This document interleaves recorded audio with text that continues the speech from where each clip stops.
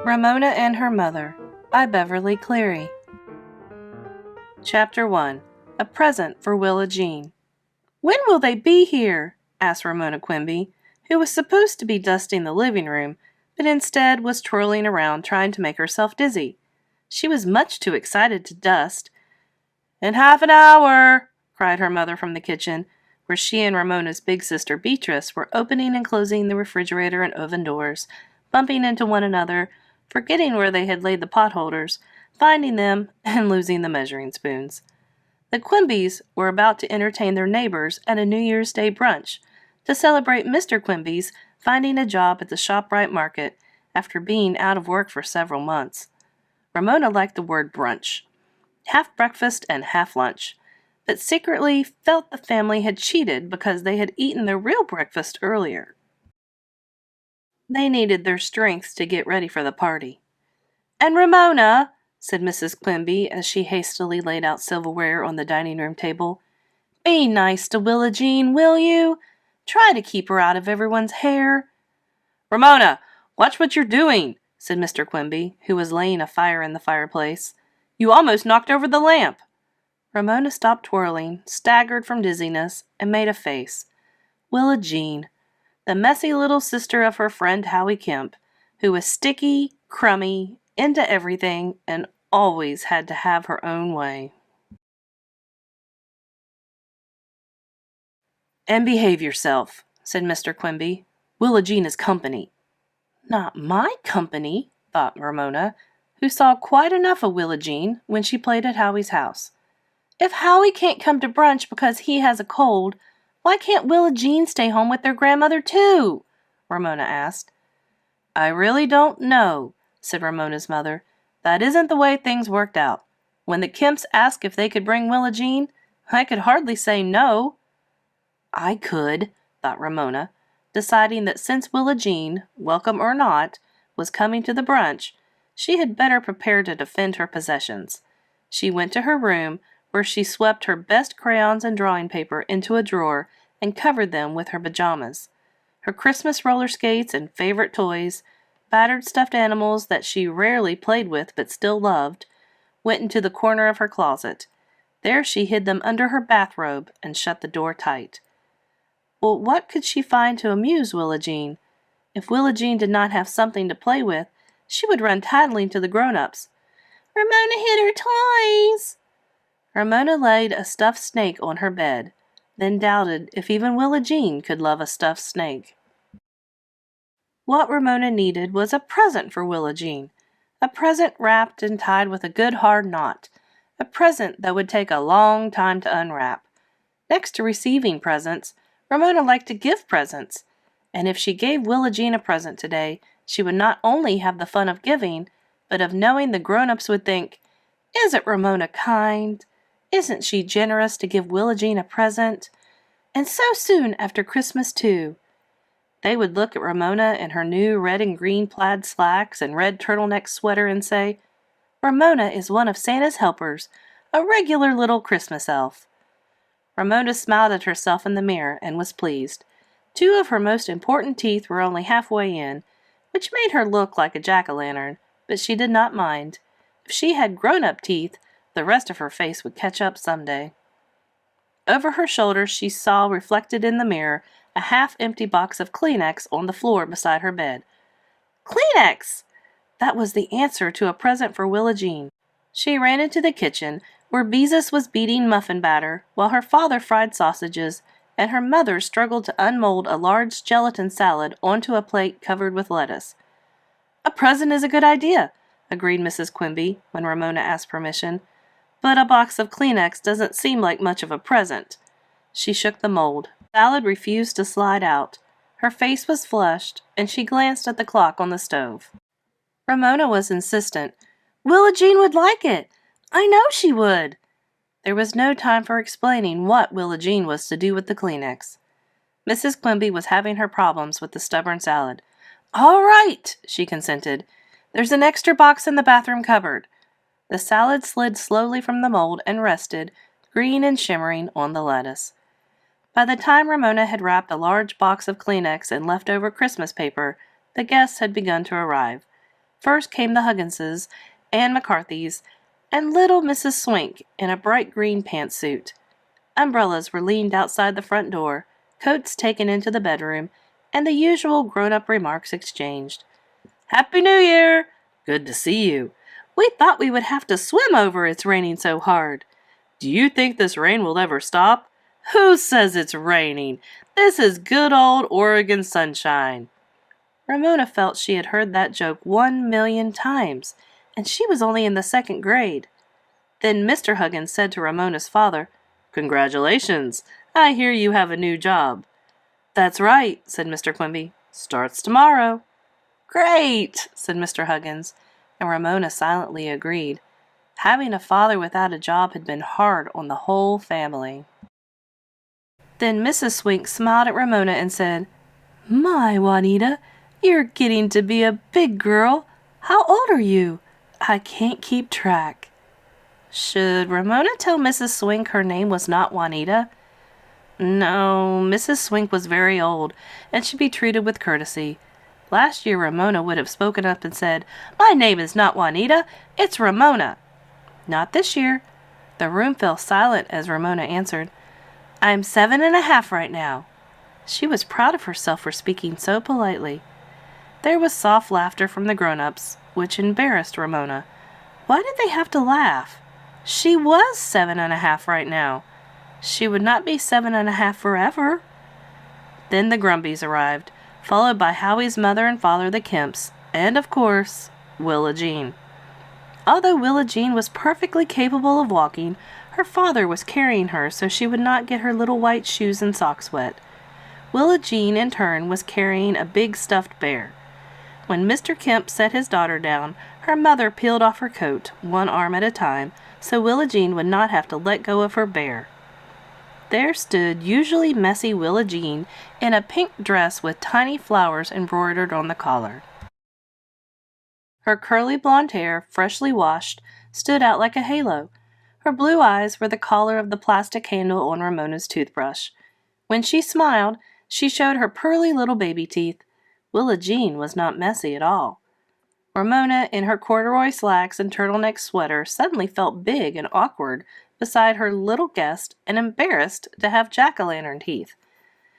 And the things those grown-ups said to Willa Jean. "Why, hello there, sweetheart. My, don't you look like a little angel? Bless your heart. Did Santa bring you the great big bear?" Willa Jean smiled and hugged her bear. Ramona noticed she had lace ruffles sewn to the seat of her underpants. "What is your bear's name, dear?" asked Mrs. Swink. "Wodger," answered Willa Jean. Mrs. Kemp smiled as if Willa Jean had said something clever and explained, "She named her bear Roger, after the milkman." Mrs. Quimby said with amusement, "I remember when Ramona named one of her dolls Chevrolet after the car." Everyone laughed. She didn't have to go and tell that, thought Ramona, feeling that her mother had betrayed her by telling, as if it were funny, something she had done a long time ago. She still thought Chevrolet was a beautiful name, even though she was old enough to know that dolls were not usually named after cars. "See my bear?" Ramona Jean held Wodger up for Ramona to admire. Because everyone was watching, Ramona said politely, "He's a nice bear." And he was a nice bear, the nicest bear Ramona had ever seen. He was big and soft, with a kindly look on his furry face, and, this was the best part, each of his 4 big paws had 5 furry toes. You could count them, 5 on each paw. Even though Ramona felt she should be outgrowing bears, she longed to hold that bear, to put her arms around him, hug him close, and love him. "Would you like me to hold the bear for you?" she asked. "No," said Willa Jean. "Ramona," whispered Mrs. Quimby, "take Willa Jean into the kitchen and sit her at the table so she won't spill orange juice on the carpet." Ramona gave her mother a balky look, which was returned with her mother's "you do it or you'll catch it" look. Mrs. Quimby was not at her best when about to serve a meal to a living room full of guests. In the kitchen, Willa Jean set Wodger carefully on the chair before she climbed up beside him, displaying her ruffled underpants, and grasped her orange juice with both hands, dribbling some down the front of her fresh pink dress. Mrs. Quimby, assisted by Beezus, set out a platter of scrambled eggs and another of bacon and sausage beside the gelatin salad. Hastily she snatched 2 small plates from the cupboard and dished out 2 servings of brunch, which she set in front of Ramona and Willa Jean. Beezus, acting like a grown-up, filled a basket with muffins and carried it into the dining room. Guests took plates from the stack at the end of the table and began to serve themselves. Ramona scowled. If Beezus got to eat in the living room with the grown-ups, why couldn't she? She was no baby. She would not spill. "Be a good girl," whispered Mrs. Quimby, who had forgotten the marmalade. "I'm trying," thought Ramona, but her mother was too flurried to notice her efforts. Willa Jean took 1 bite of scrambled eggs and then went to work, patting the rest flat on her plate with the back of her spoon. Ramona watched her charge give her egg a final pat with the back of her spoon, pick up her bear, and trot off to the living room, leaving Ramona alone to nibble on a muffin, think, and look at her artwork, arithmetic papers, and some cartoons her father had drawn, which had been taped to the refrigerator door for the family to admire. Nobody missed Ramona, all alone out there in the kitchen. Conversations from the living room was boring, all about high prices and who would be the next president, and no mention of children or anything interesting until someone said, "Oops! Careful, Willa Jean!" Then Mrs. Kemp said, "No, no, Willa Jean, mustn't put your fingers in Mr. Grumpy's marmalade. It's sticky." Mrs. Quimby slipped into the kitchen to see if the coffee was ready. "Ramona, it's time to take Willa Jean to your room and give her your present," she whispered. "I changed my mind," said Ramona. Mr. Quimby, refilling the muffin basket, overheard. "Do as your mother says," he ordered in a whisper, "so that kid will give us a little peace." Ramona considered. Should she make a fuss? What would a fuss accomplish? On the other hand, if she gave Willa Jean her present, maybe she would have a chance to hold that lovable bear for a little while. "Okay," Ramona agreed without enthusiasm. Mrs. Quimby followed Ramona into the living room.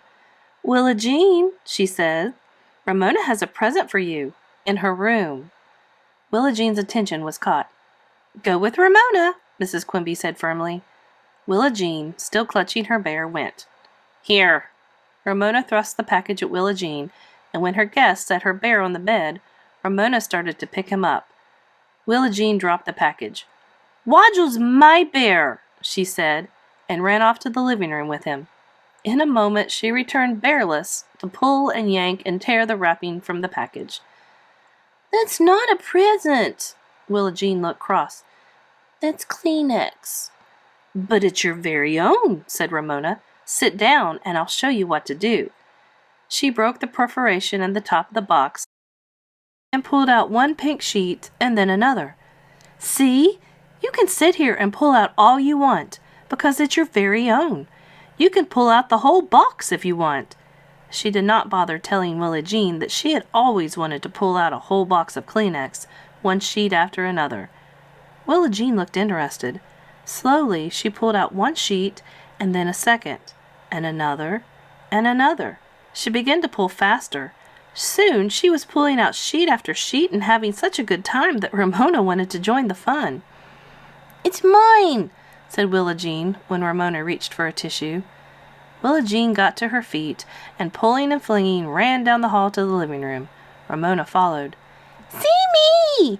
Willa Jean ordered the grown-ups as she ran around pulling and flinging Kleenex all over the room. Guests grabbed their coffee mugs and held them high for safety.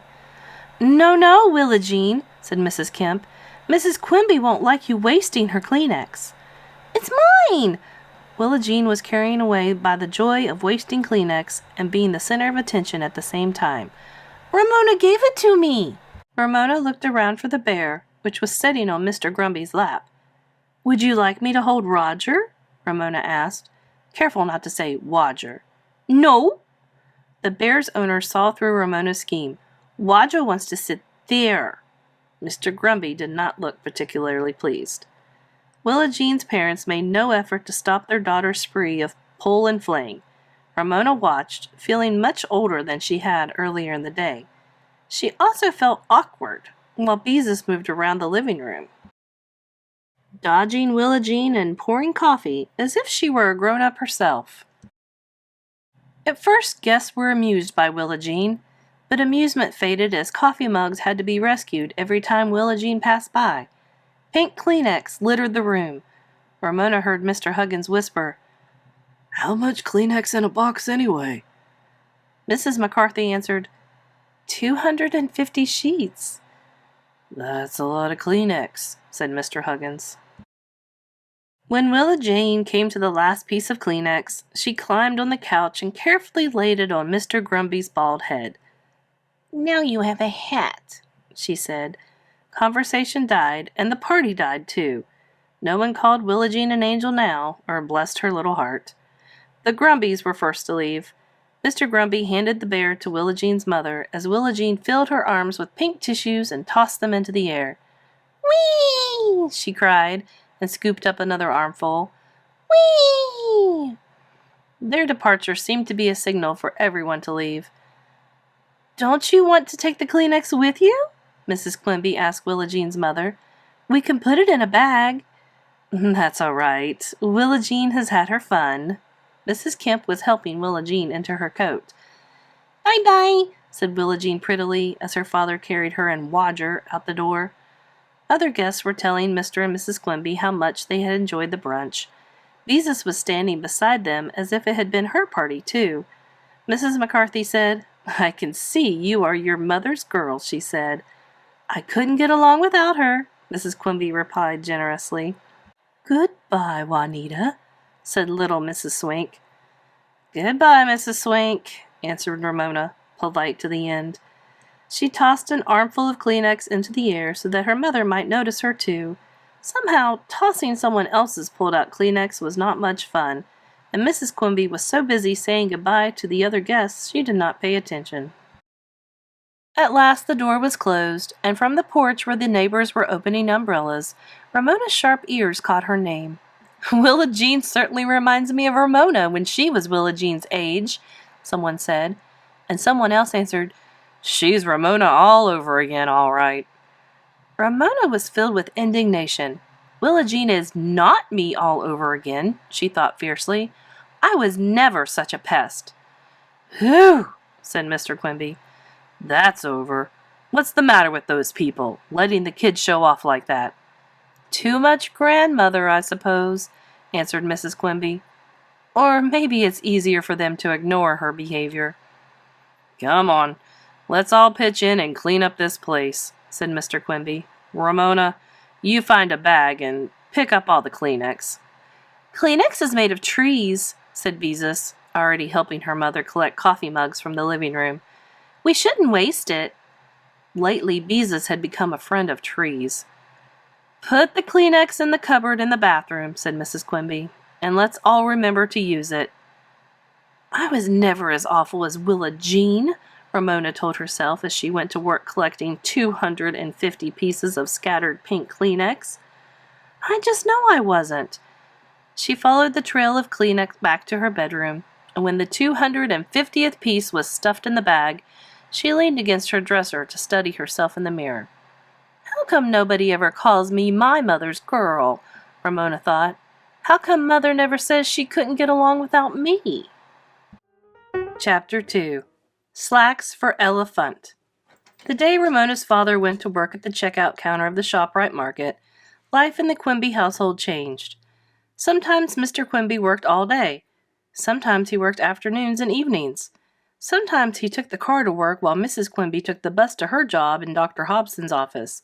Sometimes she drove the car while he took the bus, or one would drop the other off at work. Life was different for Ramona, too. She now went home with Howie Kemp after school. The Quimbys paid Howie's grandmother to look after Ramona until one of her parents could come for her after work.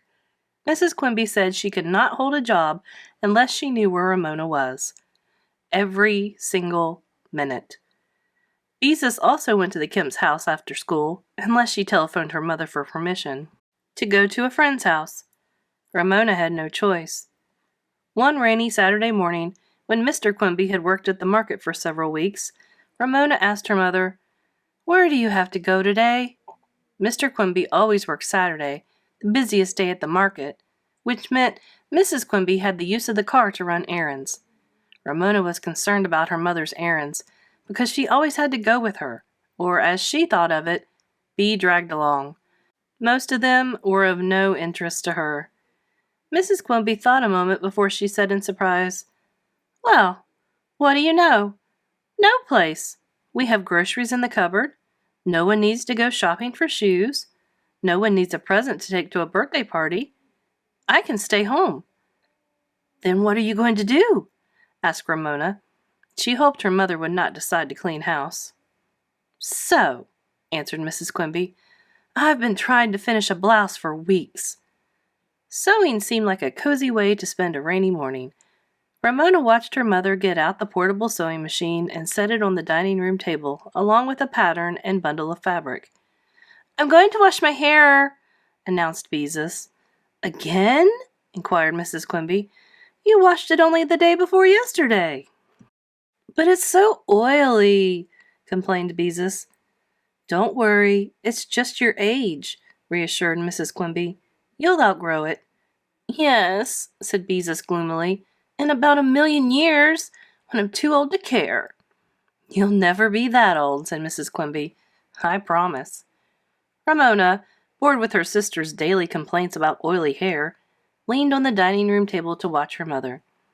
"I like it when you stay home," she remarked, thinking of the days before her mother had gone to work, when the house had smelled of baking cookies or homemade bread on Saturday morning. "Can I sew too?" she asked, picturing a companionable morning close to her mother. She imagined a neighbor dropping in and saying, "Ramona is her mother's girl," as the two of them stitched away together. "Yes," her mother would answer. "I can't get along without Ramona." "Of course you may sew. You know where the scrap bag is," answered her mother with a smile. "What would you like to make?" "I have to think," Ramona said. She went to her room and in a moment returned with a tired-looking stuffed elephant and a large piece of red and white checkered cloth left over from a dress her mother had made for her when she was in kindergarten. Ramona had liked that dress because it matched the red plastic hat the fireman gave her when the kindergarten class visited the fire department. Mrs. Quimby looked up from the sewing machine. "I haven't seen Elephant for a long time," she remarked as Ramona stood the elephant on its 4 feet on the table. "I'm going to make her some slacks," said Ramona as she spread out the fabric. "All my other animals have clothes, except that snake." Mrs. Quimby considered. "Slacks for an elephant won't be easy. Why not make slacks for Chevrolet?" "She's too beat up," said Ramona critically. "If I were you, I would," began Mrs. Quimby as Ramona studied the checkered cloth. "I can do it," interrupted Ramona, who was impatient with instructions. Mrs. Quimby said no more. The sewing machine began to hum. Ramona picked up her mother's pinking shears and began to cut. There was something satisfying about using pinking shears and watching fabric part in such a neat zigzag line. Working quietly at the table with her mother was even more satisfying. Even the grouchy old cat, Picky, sitting on a corner of the dining room carpet, washing his paws, was behaving like a satisfactory pet. The morning was a time for sharing confidences. "Mother, did I used to be like Willa Jean?" Ramona asked the question that had worried her since the brunch. Mrs. Quimby answered when she came to the end of her seam. "You were a lively little girl with a lot of imagination, and you still are." Ramona was reassured by her mother's words. "I would never throw Kleenex all over the living room when someone had a party," she said virtuously. If only every Saturday could be like this one. No errands to run, and the two of them sewing and talking together. "Are you going to stop working now that Daddy has a job?" Ramona asked as Beezus, her hair wet but combed, came into the dining room with a paper bag in her hand. Mrs. Quimby looked up from the collar she was pinning to her blouse. "Why no?" she answered, as if she were surprised by the question. "Why not?" demanded Ramona, as Beezus pulled some sewing out of the bag.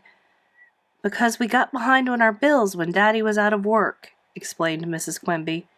"And because we have plenty of ways to use money. Beezus will be ready for college in 5 years, and in a few more years you will be ready too." College, to Ramona, was a faraway school for young grown-ups. When they went to college, their mothers worried about them and mailed them boxes of cookies that they called care packages. She had learned this from listening to some of the neighbors talk to her mother. Ramona was surprised to learn that she and her sister would be expected to go to such a school someday. Besides, continued Mrs. Quimby, I like my job. The people are interesting, and Dr. Hobson is pleasant to work for. I wish Daddy liked his job. Beezus' head was bent over the skirt she was basting together. Ramona understood what Beezus meant, because she felt sad too, and her stomach felt tight when her father came home tired and discouraged after a day in the checkout line. People were in a hurry, many were cross because the line was long, and some customers acted as if he were to blame because prices were so high. So do I wish he liked his job. There was a hint of sadness in Mrs. Quimby's voice. But maybe when he has worked at ShopRite longer, he will like it better. New jobs take getting used to. Ramona held up the 2 pieces of cloth she had cut out for the front and back of the slacks. Both were the same. Until now, she had fastened together whatever she was making with Scotch tape or a stapler. Now Ramona felt the time had come for her to advance. Beezus had been using the sewing machine for several years. "Can I sew on the machine?" she asked. "If you're careful." Mrs. Quimby demonstrated the use of the machine. Even though Ramona had to stand up to stitch, she found the machine easier to use than she had expected. She followed her mother's instructions carefully and watched the needle move up and down, leaving behind a trail of tiny, even stitches. Ramona was filled with pleasure at the sight. The sewing machine was much more satisfactory than the stapler, which often stuck or ran out of staples. All sorts of uses for the sewing machine began to fly through Ramona's imagination. Maybe she could even sew paper and make a book. Quickly, but still carefully, she finished the seams of elephant slacks. "See? I can use the sewing machine too," Ramona bragged to Beezus. Beezus did not bother to answer. She was busy pulling on her skirt while Mrs. Quimby stood by to see how it fit. Ramona picked up her gray flannel elephant and shoved its hind legs into the legs of the slacks. Mrs. Quimby pinned the waistband for Beezus and stood back to look at the skirt. "It fits nicely," she said. "You can go ahead and stitch it." Pleased, Beezus went off to the bedroom to admire her work in the mirror. Ramona tugged and tugged at elephant slacks, but no matter how hard she tugged, she could not make them come up to the elephant's waist, or to what she guessed was the elephant's waist. Elephant's bottom was too big, or the slacks were too small. At the same time, the front of the slacks seemed way too big. They bunched under Elephant's paunch. Ramona scowled. Beezus twirled into the living room to make her skirt stand out. Anyone could see she was pleased with what she had accomplished. Ramona scowled harder, but no one noticed. No one even cared. The sewing machine hummed. Beezus slipped out of her skirt. Ramona heaved a gusty sigh. The sewing machine stopped humming. "Having problems, Ramona?" inquired Mrs. Quimby. "These slacks look terrible," Ramona glowered. "They look awful." Mrs. Quimby considered Elephant and her slacks. "Well," she said after a moment, "maybe you could find something easier to sew. Slacks for an elephant are very hard to make. I'm sure I couldn't do it." Ramona could not scowl any harder. "I like to do hard things." "I know you do, and I admire you for it," answered Ramona's mother. "But sometimes it's better to start with something easy and work up." "Why don't you make a skirt?" suggested Beezus. "Elephant is a girl elephant." "I don't want to make a skirt." Ramona's voice was rising. "I want to make pants." She looked at her mother and sister, so calm and happy with their sewing. Why couldn't her sewing turn out right the way theirs did? Ramona felt shut out from something she longed to share. Picky stopped washing, gave Ramona a long stare, and slowly and disdainfully left the room. "Now, Ramona," said Mrs. Quimby gently, "I know you are disappointed, but life is full of little disappointments. You'll get over it." Why don't you try something else? A skirt, the way Beezus suggested. I won't either get over it. Nobody had to tell Ramona that life was full of disappointments. She already knew. She was disappointed almost every evening because she had to go to bed at 8:30 and never got to see the end of the 8 o'clock movie on television. She had seen many beginnings, but no endings. And even though she had outgrown her tricycle, she was still disappointed because she never could find a tricycle license plate with her name printed on it. Didn't the people who made those license plates care about little girls named Ramona?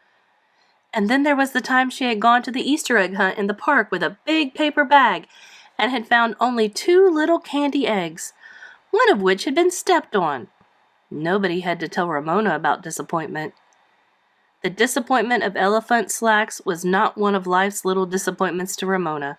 It was a big disappointment because she had failed at something she wanted to do, and because she no longer felt she was sharing with her mother. Beezus was doing so instead. I don't want to do something easier, yelled Ramona, and hurled poor Elephant and her slacks across the room. As the elephant bounced off the wall, a thought flashed through Ramona's mind. Her mother had not actually said she was not like Willa Jean. Mrs. Quimby spoke sharply. That's enough, Ramona. Calm down. I won't calm down, shouted Ramona, bursting into tears. She fled to that haven of anyone in the family who had tears to shed, the bathroom, where she sat on the edge of the tub, sniffing miserably. Nothing was fair. Her mother was always saying everyone must be patient with Beezus when she was cross, because Beezus had reached a difficult age. But what about Ramona? Her age was difficult too. Not old enough to sit down with her mother and sew something she wanted to sew, and too old to go pulling out a whole box of Kleenex and flinging it all over the house like Willa Jean. People should not think being 7.5 years old was easy, because it wasn't. As Ramona sat on the hard edge of the tub, feeling sorry for herself and trying to sort out her thoughts, she noticed a brand new red, white, and blue tube of toothpaste lying beside the wash basin. How smooth and shiny it looked, with only one little dent where someone had squeezed it once. That tube was as good as new, and it was the large economy size. Ramona was suddenly filled with longing. All her life she had wanted to squeeze toothpaste. Really squeeze it, not just one little squirt on her toothbrush, but a whole tube, a large economy-sized tube, all at one time, just as she had longed to pull out a whole box of Kleenex. I'll give it one little squeeze, thought Ramona. Just one teeny squeeze, to make me feel better. She seized the tube. How fat and smooth it felt in her hand. She unscrewed the cap and laid it on the counter. Then she squeezed that tube the way she had been told she must never squeeze it, right in the middle. White paste shot out faster than she had expected. That squirt really did make Ramona feel better. She squeezed again. Another satisfying squirt. She felt even better. This was more fun than finger painting or modeling turtles out of clay. Suddenly, Ramona no longer cared what anyone thought. She squeezed and squirted, squeezed and squirted.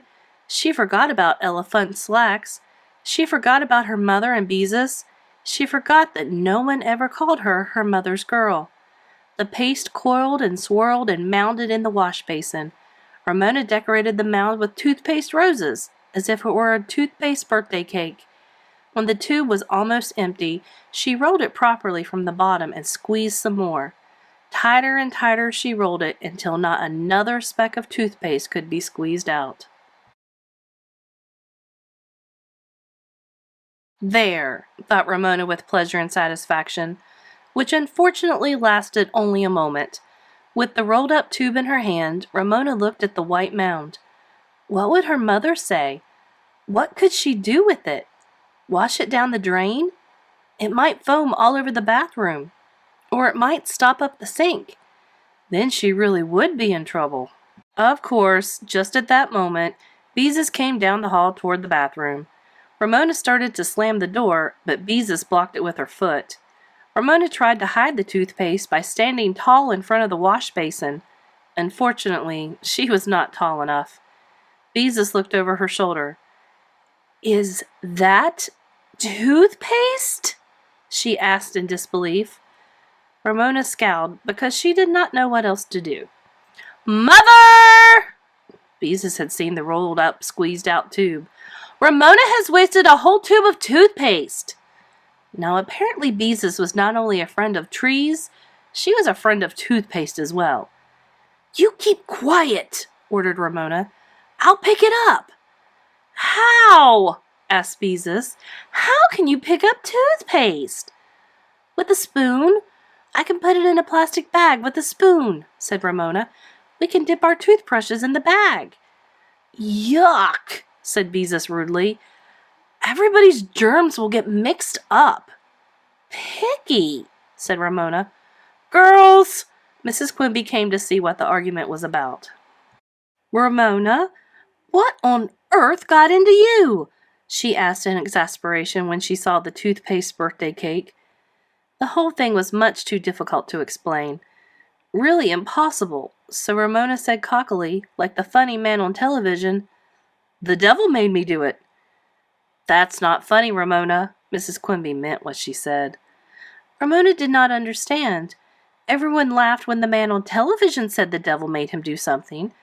Why wasn't the remark funny when she said it? Because she was 7.5, right now. That was why. Grown-ups could get away with anything. It wasn't fair. "Get a spoon and a jar from the kitchen," directed Mrs. Quimby, "and scoop up the toothpaste." Then she said to Beezus, "She can use it herself, and the rest of us can use a fresh tube."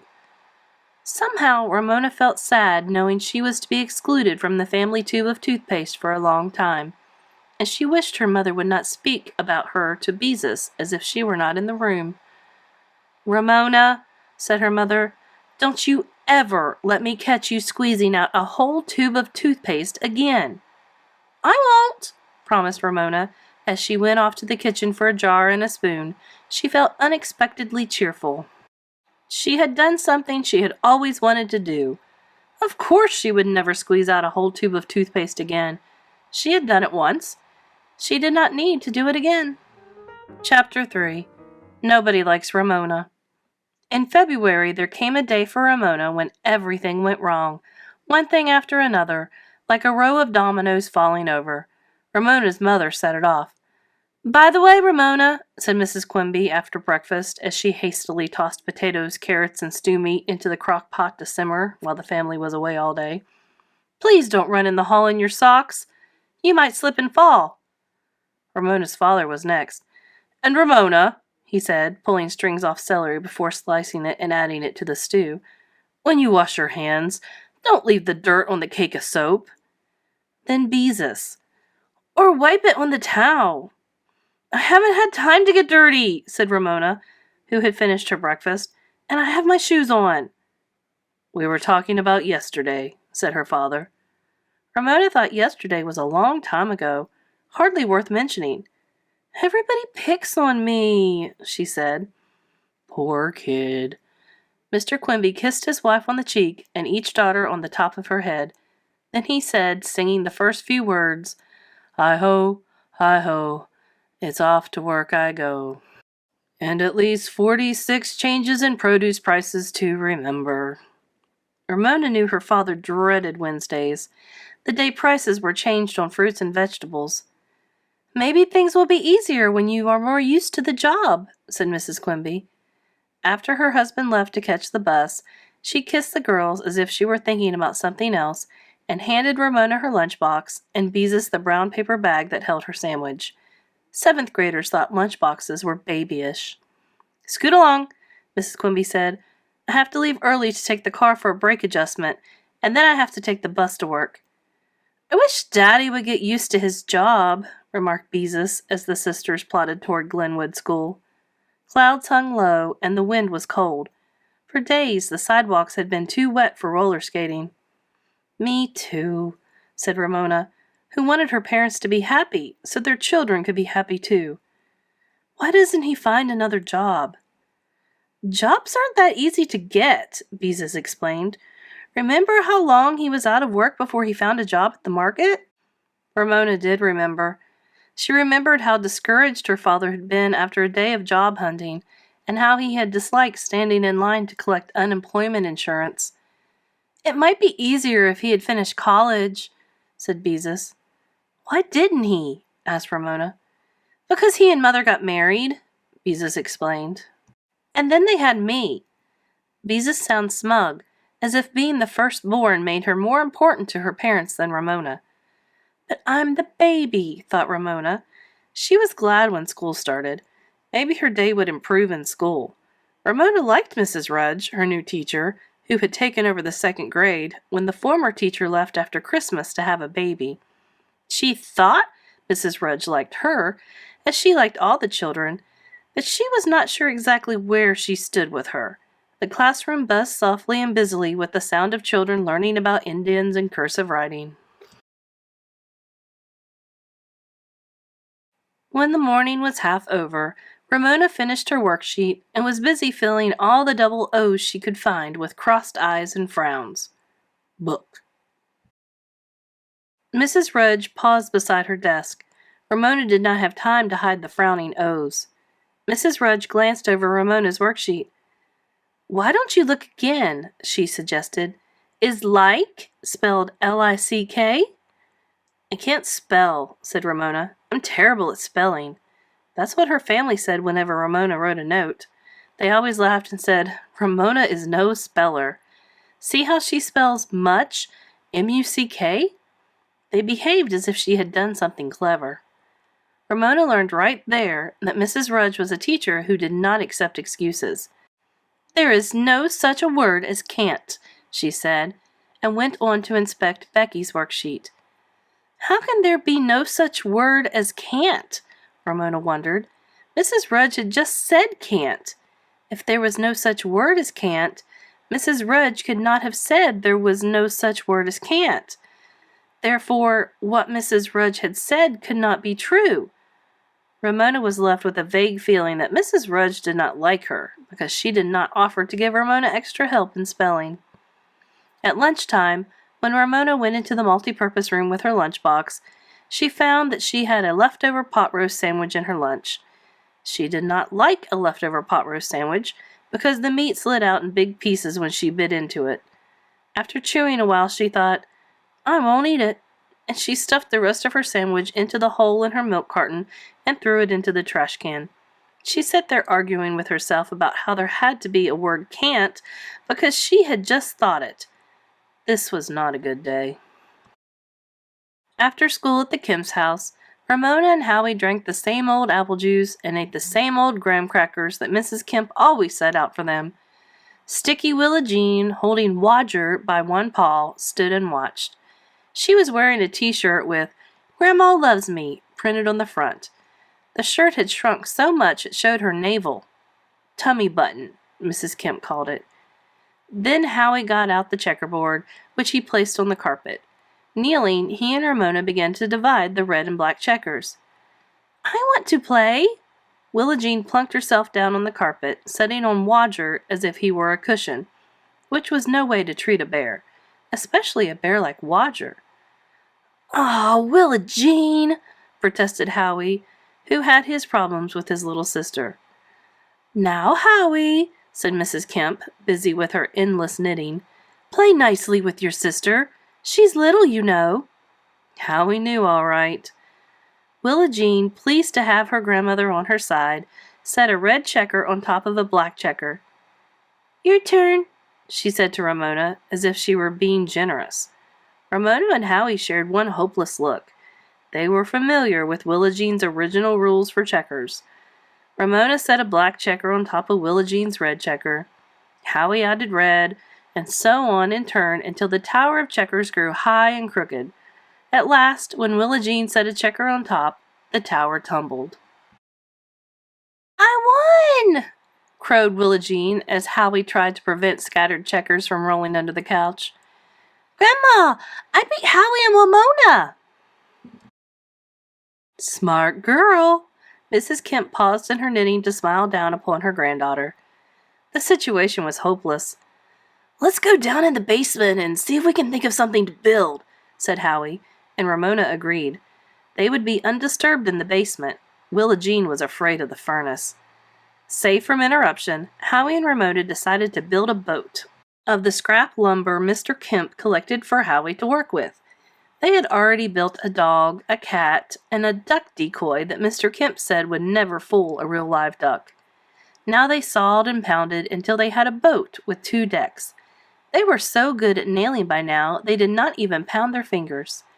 Next, they found a dowel and sawed off 2 pieces for smokestacks, which Howie studied. "It's going to be hard to nail them to our boat," he said. "We could use Scotch tape," said Ramona, who felt that almost anything could be accomplished with Scotch tape. "I don't think it's strong enough for wood," was Howie's objection. "Glue might be better." "Scotch tape will work if we use lots of it." Ramona was an experienced user of Scotch tape.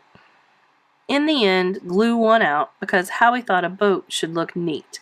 Very, very carefully, they spread glue on the ends of the dowels and pressed them into place.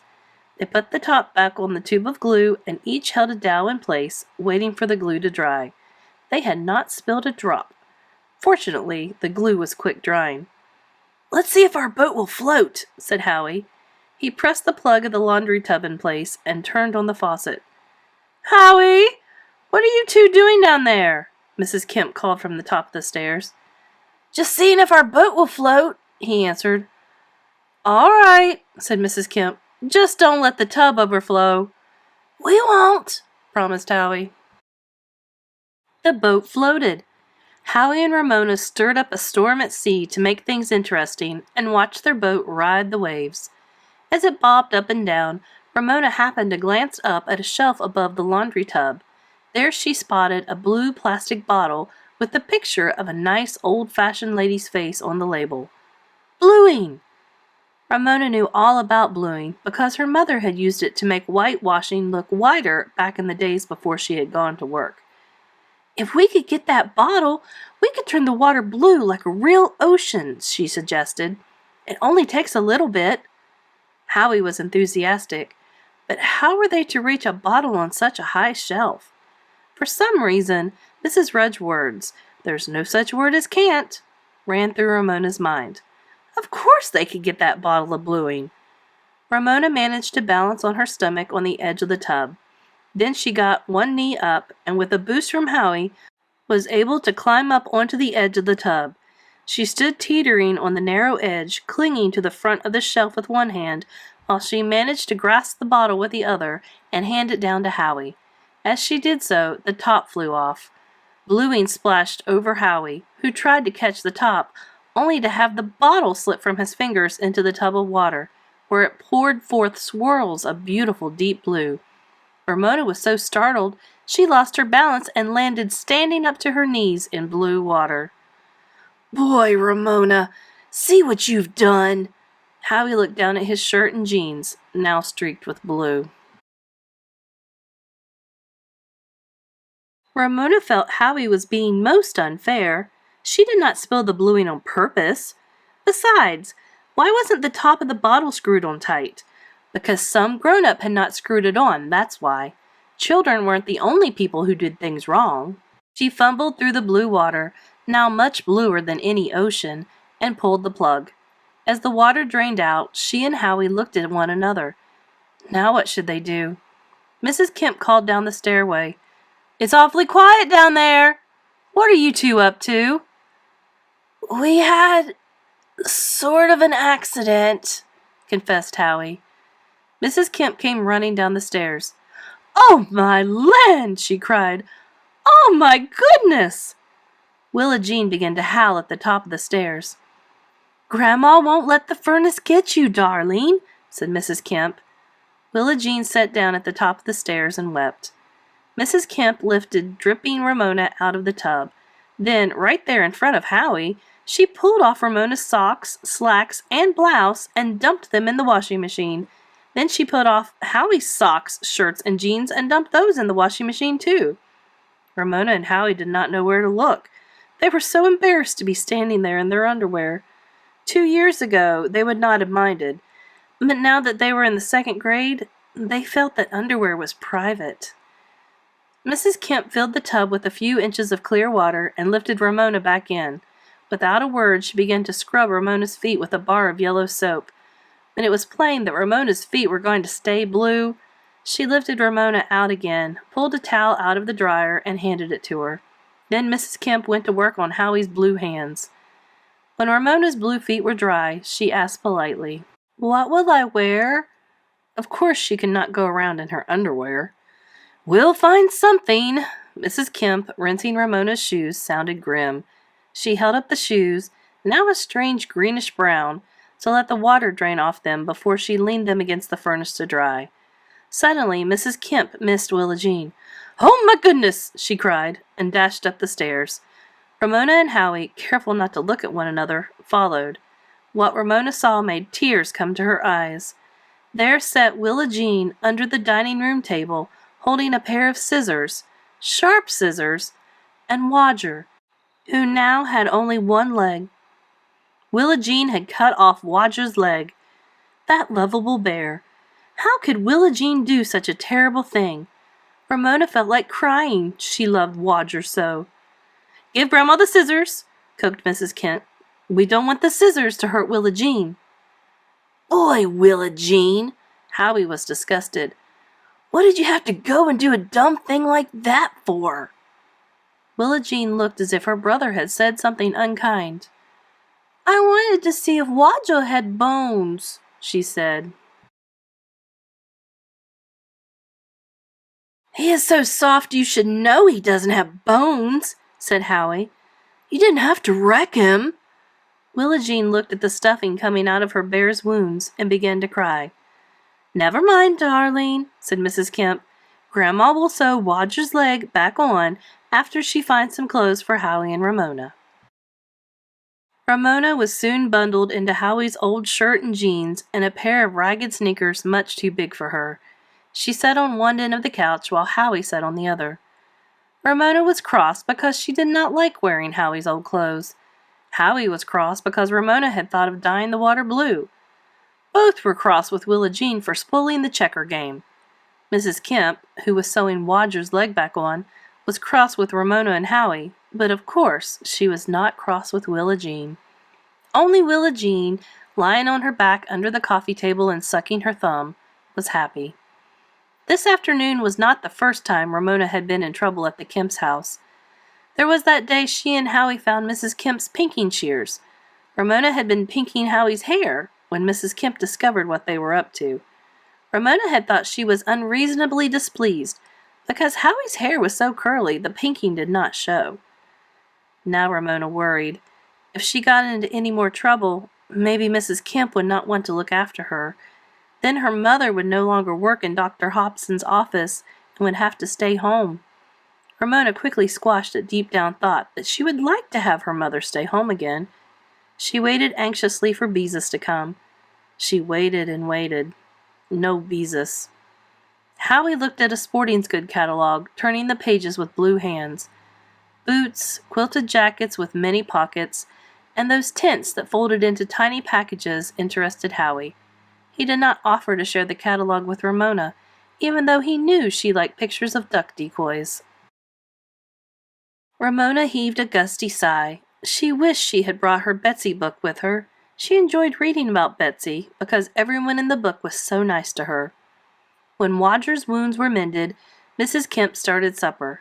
The fragrance of pork chops floated from the kitchen. The younger Mrs. Kemp, Howie's mother, came home with packages and bags of groceries. "Why, hello, Ramona," she said. "I didn't know you were still here." Mr. Kemp came home from work. "Hello there," he said. "Are you still here?" Ramona did not know how to answer such a question. She felt embarrassed, in the way unwanted. Where was Beezus? What had happened to her parents? Her ears strained for familiar footsteps or the sound of the Quimby car. "Your mother and father are late today," remarked Howie's mother as she set the table. Once more Ramona did not know how to answer. Cars were now driving with their lights on. Why didn't someone come? What if her mother and father had been in an accident? Who would take care of Ramona? It seemed as if she might have to sit here on the couch in Howie's old clothes forever. Ramona began to feel hungry. How good a pork chop would taste! She knew she would not be asked to share the Kemp's supper. With the price of meat these days, there would not be an extra chop. Ramona's mouth watered so much she had to swallow. She thought of the pot roast sandwich she had not finished at lunchtime. "Ramona, could I fix you some peanut butter and crackers?" asked Howie's mother. "No, thank you." Ramona pictured a brown chop with mashed potatoes and pool of gravy. The Kemps sat down at the table with Willa Jean perched on 2 cushions beside her grandmother, who began to cut her meat for her. "And she won't even eat a whole chop," thought Ramona, who felt like a stranger, an intruder in the lives of others. The Kemps said little as they ate. Perhaps they did not want to talk in front of an outsider. Ramona listened to the clink of knives and forks against plates as the Kemps ate their pork chops. She was profoundly embarrassed. "Willa Jean, darling, we don't chew with our mouth open," said Willa Jean's grandmother. At last, when Ramona was blinking back tears because she was sure her parents would never come, the old familiar car turned into the driveway. "Goodbye!" cried Ramona, pulling on her coat as she ran out the door. Mr. Quimby was driving. Mrs. Quimby sat next to him, and Beezus was in the back seat. She must have been picked up at a friend's house. "You were late," Ramona informed her family, her voice stern. "You kept me waiting." "I'm sorry." Mrs. Quimby sounded tired. It was one of those days. After work, when I went to catch a bus to the garage to pick up the car, the bus was late, and when I finally got to the garage, the mechanics hadn't finished the job, and I had to wait some more. And I had to keep your father waiting, too." "What a day," said Mr. Quimby. "Price changes to remember, and I work the express line besides." Ramona knew her father disliked the express line, in which customers were not supposed to have more than 9 items in each basket. Many people tried to slip through with 10 or 11 items. Everyone in line was in a hurry and counted the items in one another's baskets. There were arguments. All this unpleasantness took a lot out of Mr. Quimby. "Please, please like your job," prayed Ramona, forgetting her own troubles for a moment. Mrs. Quimby turned in the front seat to look at her daughters. Of course, she noticed Ramona was wearing Howie's old clothes. "Ramona, why are you wearing—" Mrs. Quimby seemed too tired to finish the question. "Howie and I sort of spilled some stuff, and Mrs. Kemp washed our clothes, and they aren't dry yet," explained Ramona. Her mother could discover her blue feet later. "It was Willa Jean's fault. She wrecked our checker game, so we had to go down in the basement to get away from her." "Sounds like you," said Beezus. "I can remember when you used to bump the coffee table with your tricycle when I was playing checkers with a friend." "I did not!" Ramona was indignant. "You did too," said Beezus. "You just can't remember." "Girls," said Mrs. Quimby, "it doesn't really matter who wrecked whose checkers game, or where or when." Rain slanted through the beams of the car lights. The windshield wipers slip-slopped. The family was silent. Ramona, huddled in the corner of the back seat, wondered if she really had been as awful as Willa Jean. Nobody loved Ramona. Well, maybe her father a little bit sometimes. If her mother really loved her, she would say to Beezus that Ramona was never anything like Willa Jean.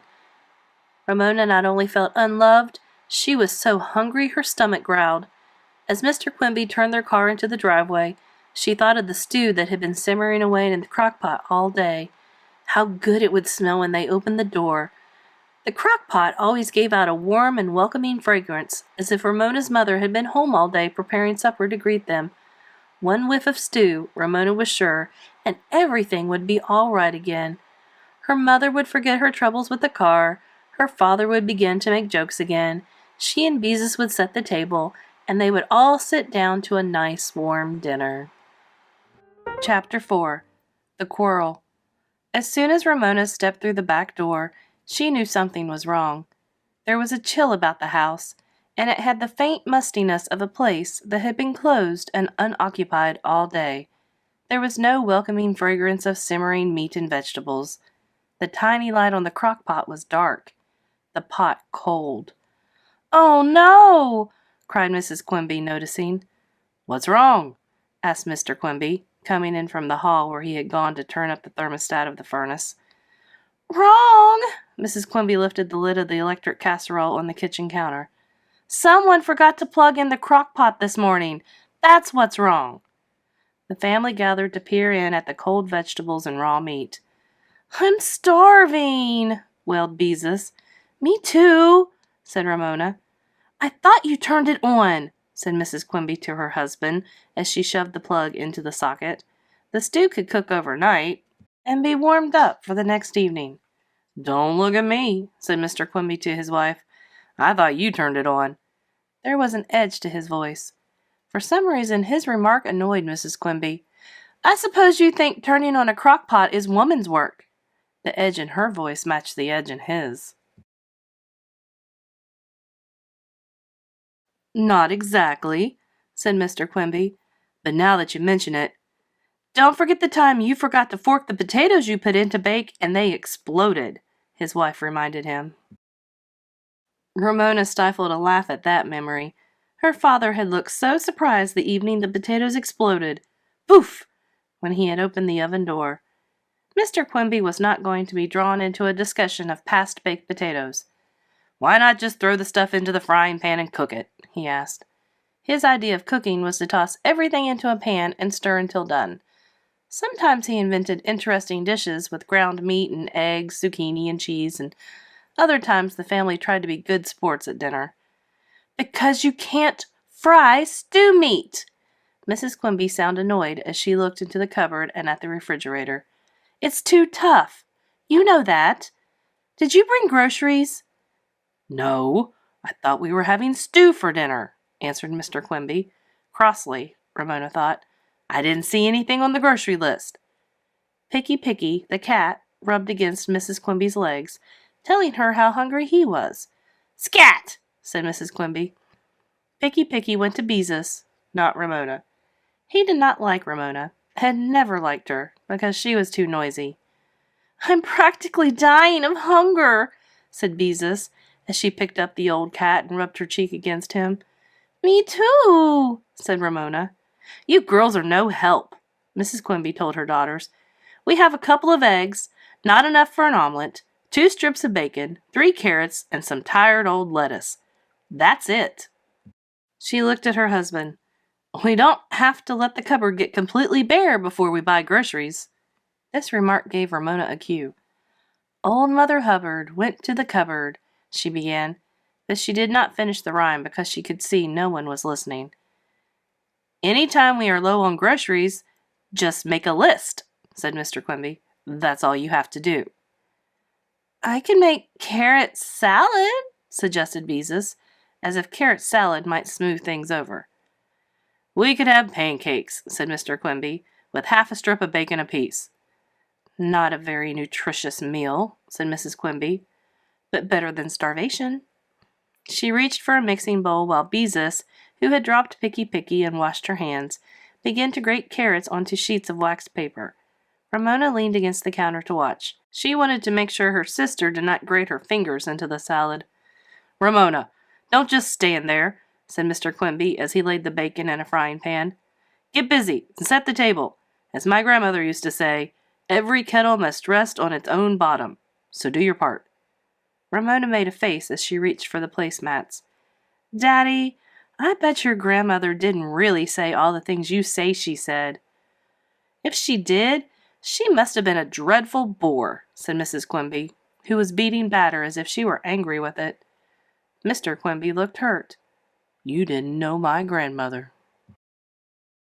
If she went around spouting wisdom all the time, I can't say I'm sorry. Mrs. Quimby was on her knees, dragging the griddle from behind the pots and pans in the bottom of the cupboard. Ramona paused in laying the silverware to make sure there was no blood on the carrots. She felt the muscles of her stomach tighten, as they always tightened when her mother was cross with her father. My grandmother was a wonderful woman, said Mr. Quimby. She had a hard life out there in the country, but she was good to us kids, and we learned a lot from her. Well, my grandmother wasn't so bad herself. With an angry-sounding crash, the griddle knocked over 2 pans and a double boiler as Mrs. Quimby yanked it from the cupboard. And I learned a lot from her. Ramona and Beezus exchanged an anxious look. "Just what did you learn from your grandmother?" asked Mr. Quimby. "As far as I could see, all she ever did was gad around and play bridge." Ramona and Beezus exchanged another look. Were their parents quarreling? Really quarreling? Yes, the sisters' eyes agreed. Both girls were worried. Mrs. Quimby set the griddle on the stove with more noise than necessary. She was plainly trying to think what she had learned from her grandmother. Finally she said, "My grandmother taught me to pick flowers with long stems, and to pick a few leaves to put in with them." "Very useful," said Mr. Quimby. The hint of sarcasm in his voice must have annoyed Mrs. Quimby, because she said, "My grandmother didn't have much money, but she had a sense of beauty." The drop of water she flicked on the griddle refused to dance. "No matter how much my grandmother had to scrimp and pinch to make ends meet," said Mr. Quimby, "she always managed to find money to buy paper for me to draw on." Scrimp and pinch to make ends meet, thought Ramona, liking the sound of the words. She would remember them. The smell of bacon sizzling made her feel better. It also made her hungrier. "My grandmother taught me useful things, too." Mrs. Quimby had had time to think. "She taught me that a dab of spit would stop a run in a stocking." She flicked another drop of water on the griddle. This one danced. The griddle was hot. "Some grandmother," said Mr. Quimby, spitting on her stockings. "You're both being silly," Beezus burst out. "Just plain silly." "Young lady, you keep out of this," ordered Mr. Quimby. Beezus glared at her father. "Well, you are," she muttered. Mrs. Quimby silently poured 4 puddles of batter on the griddle. Ramona prayed that the quarrel, whatever it was about, was over. Beezus stirred mayonnaise into the blood-free carrots, which she then divided on 4 limp lettuce leaves on 4 salad plates. Mr. Quimby turned the bacon. Mrs. Quimby flipped the pancakes. Ramona's stomach relaxed. In a moment, her mother would slide the pancakes onto a platter and start another 4 cooking. Ramona could hardly wait. She was so hungry. "Are you sure those pancakes are done?" asked Mr. Quimby as his wife slid the pancake turner under them. "They don't look done to me." "They bubbled in the middle before I turned them," said Mrs. Quimby, "and they look done to me." Mr. Quimby took the pancake turner from his wife. Using it as a weapon, he slashed each pancake in the center. Ramona and Beezus exchanged a shocked look. Their father had slashed their mother's pancakes. He had gone too far. Frightened, they watched raw batter ooze from 4 glasses in the pancakes. Their father was right. The cakes were not done. Now what would their mother do? Mrs. Quimby was furious. She snatched back the pancake turner, scooped up the oozing pancakes, and tossed them into the garbage. "You didn't need to do that." Mr. Quimby looked amused. He had won. "You could have turned them again and let them finish cooking." "And I suppose your grandmother made absolutely perfect pancakes," said Mrs. Quimby in a voice stiff with anger. Mr. Quimby looked calm and even more amused. "As a matter of fact, she did," he said. "Brown and lacy, cooked all the way through, and with crisp edges." "The best pancakes you ever ate," stated Mrs. Quimby in a voice that made Ramona silently pray. "Mother, be nice again. Please, please be nice again." "Right," said Mr. Quimby. "Light enough to melt in your mouth." "Be quiet, Daddy," prayed Ramona. "You'll make things worse." "Oh, you!" Mrs. Quimby gave Mr. Quimby a swat on the seat of his pants with the pancake turner before she threw it on the counter. "Bake them yourself, since you learned so much from that noble grandmother of yours." Ramona and Beezus stood frozen with shock. Their mother had hit their father with a pancake turner. Ramona wanted to fly at her mother, to strike her and cry out, "You hit my daddy!" She dared not. Mr. Quimby tucked a dish towel in his belt for an apron and calmly ladled batter onto the griddle while his wife stalked into the living room and sat down with the newspaper. If only he wouldn't whistle so cheerfully as he deftly turned the cakes and drained the bacon. "Dinner is served," Mr. Quimby announced as he set a platter of hot cakes and bacon on the table and pushed the dish towel from his belt. Silently, Mrs. Quimby joined the family. Even though her mother was usually a much better cook than her father, Ramona had to admit her father made excellent pancakes. Unfortunately, she was no longer very hungry. She felt all churned up inside, as if she didn't know whether to cry or to burst out of the house shouting, "My mother and father had a fight!" "Please pass the butter." Mrs. Quimby might have been speaking to a stranger. "May I please have the syrup?" Mr. Quimby asked politely. "The funniest thing happened at school," said Beezus, and Ramona understood that her sister was anxious to start a conversation that would smooth things over and make their parents forget their quarrel, perhaps make them laugh. After a moment of silence, Mrs. Quimby said, "Tell me, you'll never guess how a boy spelled relief in a spelling test," said Beezus. "How?" asked Ramona, to help the conversation along. Mr. Quimby silently served himself 2 more hot cakes. "He spelled it ROLAIDS," said Beezus, looking anxiously at her parents, who actually smiled. Ramona did not smile. "But the man on television spells relief that way. He said ROLAIDS spells relief. I've heard him." "Silly," said Beezus, but this time she spoke with affection. "That's just a slogan. Relief is RELIEF." "Oh." Ramona was glad to know. Table talk sank back into silence while Ramona thought about spelling. Spelling was full of traps, blends and silent letters, and letters that sounded one way in one word and a different way in another, and having a man stand there on television fooling children was no help. She was glad she had a big sister who understood those things. The evening was quiet. Mr. Quimby dozed in front of the television set. Mrs. Quimby took a shower and went to bed to read. Beezus did her homework in her room. Ramona tried to draw a monster eating a mouthful of people, but she could not make the picture on paper match the one in her imagination. Her monster looked as if he were eating paper dolls instead of real people. The house was unnaturally quiet. The television droned on. Both girls went to bed without being told. Unhappy thoughts kept Ramona awake. What if her mother and father did not love one another anymore? What if they decided to get a divorce like her friend Davy's parents? What would happen to her? Who would take care of her? Beezus was closer to being a grown-up, but what about Ramona? She wanted to cry but could not. She felt too tight inside to cry. Tears teetered on her eyelashes but would not give her the relief of falling. Finally, Ramona could stand her fear and loneliness no longer. She slipped out of bed and tiptoed into her sister's room. "Ramona?" Beezus, too, was awake. "I can't go to sleep," whispered Ramona. "Neither can I," said Beezus. "Come on, get in bed with me." The invitation was what Ramona had been hoping for. Gratefully, she slipped beneath the covers and snuggled against her sister. "Do you think they'll get a divorce?" she whispered. "They won't talk to each other." "Of course not," said Beezus. "At least I don't think so." Who would take care of me if they did? Ramona felt she had to have the answer from someone. I'm still little. Beezus, of course, was her mother's girl, but what about Ramona? Beezus seemed to be considering the question. "I'll try," she said at last. "You aren't grown up enough," said Ramona, nevertheless comforted. Beezus cared. "I know," admitted Beezus.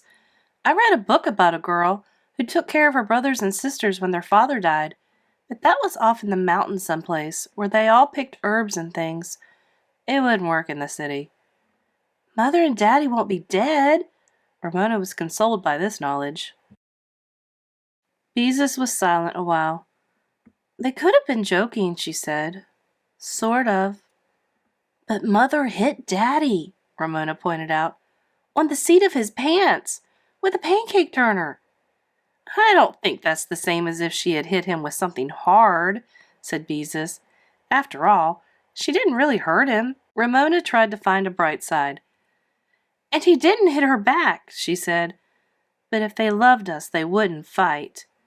She silently said her prayers, ending with, "Please don't let Mother and Daddy fight." From the kitchen came a whiff of the stew that would simmer through the night for their supper the next evening. Soothed by the homey fragrance, the sisters fell asleep. In the morning, a few seconds after she awoke and found herself in her sister's bed, a dull, unhappy feeling settled over Ramona. Her parents had quarreled. She dreaded facing them at breakfast. She did not know what to say to them. Beezus looked unhappy too. Getting dressed took longer than usual, and when they finally went into the kitchen, they were surprised to see their parents sharing the morning paper as they ate breakfast together.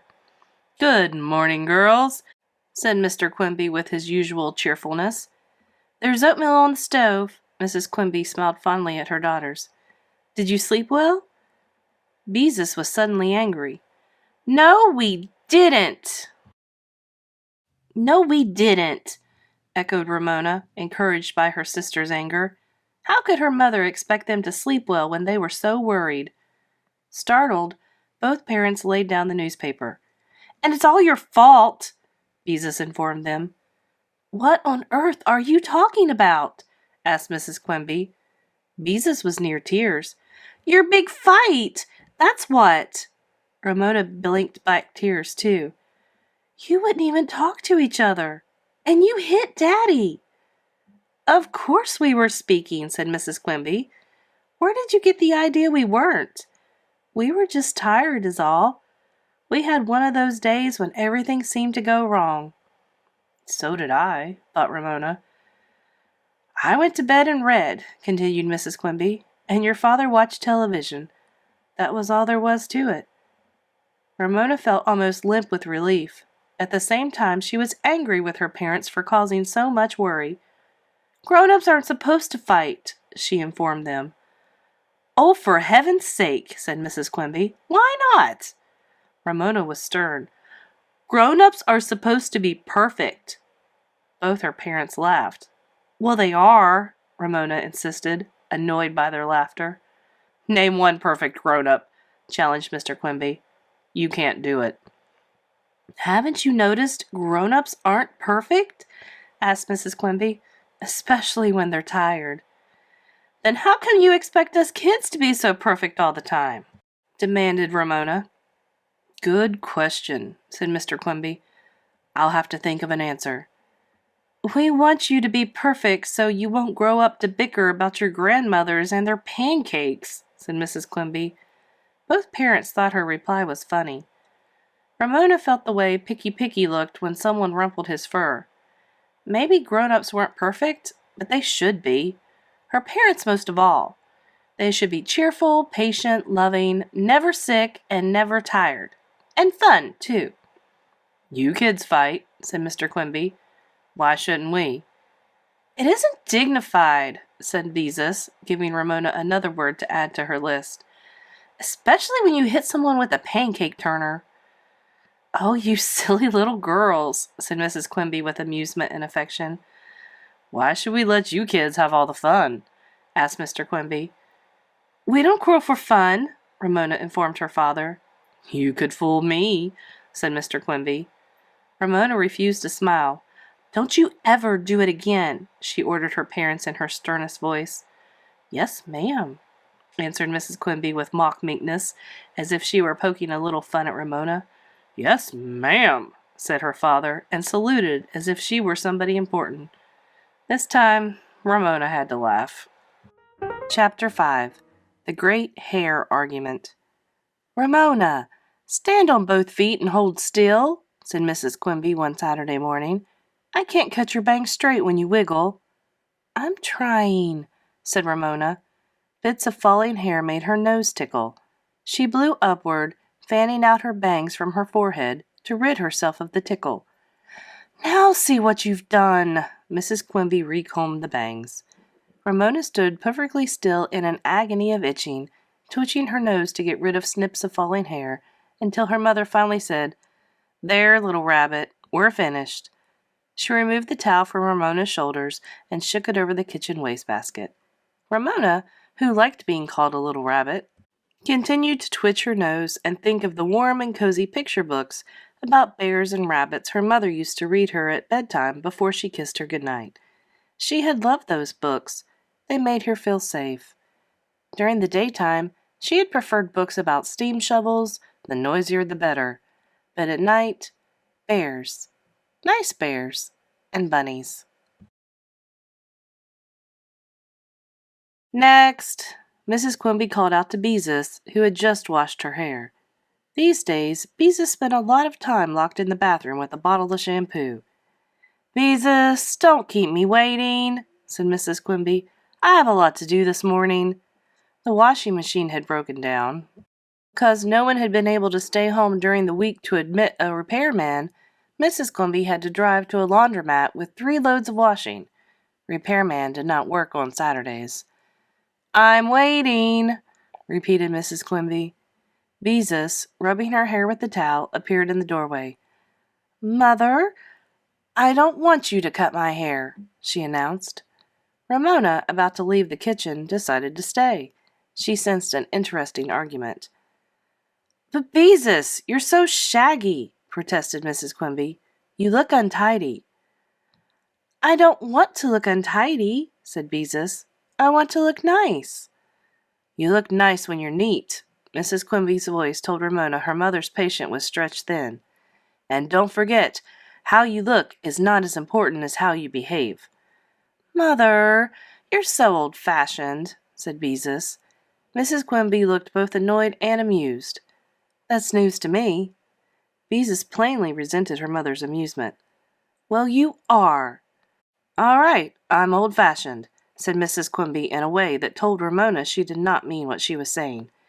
"But what are we going to do about your shaggy hair?" "I am not a sheepdog," said Beezus. "You make me sound like one." Mrs. Quimby chose silence, while Ramona, fascinated, waited to see what would happen next. Deep down she was pleased, and guilty because she was pleased, that her mother was annoyed with Beezus. At the same time, their disagreement worried her. She wanted her family to be happy. "I want to get my hair cut in a beauty shop," said Beezus, "like all the other girls." "Why, Beezus, you know we can't afford a luxury like that," said Mrs. Quimby. "Your hair is sensible and easy to care for." "I'm practically the only girl in my whole class who gets a home haircut," persisted Beezus, ignoring her mother's little speech. "Now you're exaggerating." Mrs. Quimby looked tired. Ramona did not like to see her mother look tired, so she tried to help. "Karen in my room at school says her mother cuts her hair and her sister's too, and her sister is in your class." Beezus turned on her sister. "You keep out of this." "Let's not all get worked up," said Mrs. Quimby. "I'm not worked up," said Beezus. "I just don't want to have a home haircut, and I'm not going to have one." "Be sensible," said Mrs. Quimby. Beezus scowled. "I've been good old sensible Beezus all my life, and I'm tired of being sensible." She underlined this announcement by adding, "Ramona can get away with anything, but not me. No, I always have to be good old sensible Beezus." "That's not so." Ramona was indignant. "I never get away with anything." After a thoughtful moment, Mrs. Quimby spoke. "So am I. Tired of being sensible all the time." Both sisters were surprised, Ramona most of all. Mothers were supposed to be sensible. That was what mothers were for. Mrs. Quimby continued. "Once in a while, I would like to do something that isn't sensible." "Like what?" asked Beezus. "Oh, I don't know." Mrs. Quimby looked at the breakfast dishes in the sink and at the rain spattering against the windows. "Sit on a cushion in the sunshine, I guess, and blow the fluff off dandelions?" Beezus looked as if she did not quite believe her mother. "Weeds don't bloom this time of year," she pointed out. Ramona felt suddenly close to her mother, and a little shy. "I would like to sit on a cushion and blow dandelion fluff with you," she confided, thinking what fun it would be, just the two of them, sitting in warm sunshine, blowing on yellow blossoms, sending dandelions down dancing off into the sunlight. She leaned against her mother, who put her arm around her and gave her a little hug. Ramona twitched her nose with pleasure. "But, Mother," said Beezus, You always said we shouldn't blow on dandelions because we would scatter seeds and they would get started in the lawn and are hard to dig out." "I know," admitted Mrs. Quimby, her moment of fantasy at an end. "Very sensible of me." Beezus was silenced for the time being. "I like your hair, Mother," said Ramona, and she did. Her mother's short hair was straight, parted on one side, and usually tucked behind her left ear. It always smelled good and looked, Ramona felt, the way a mother's hair should look. At least the way her mother's hair should look.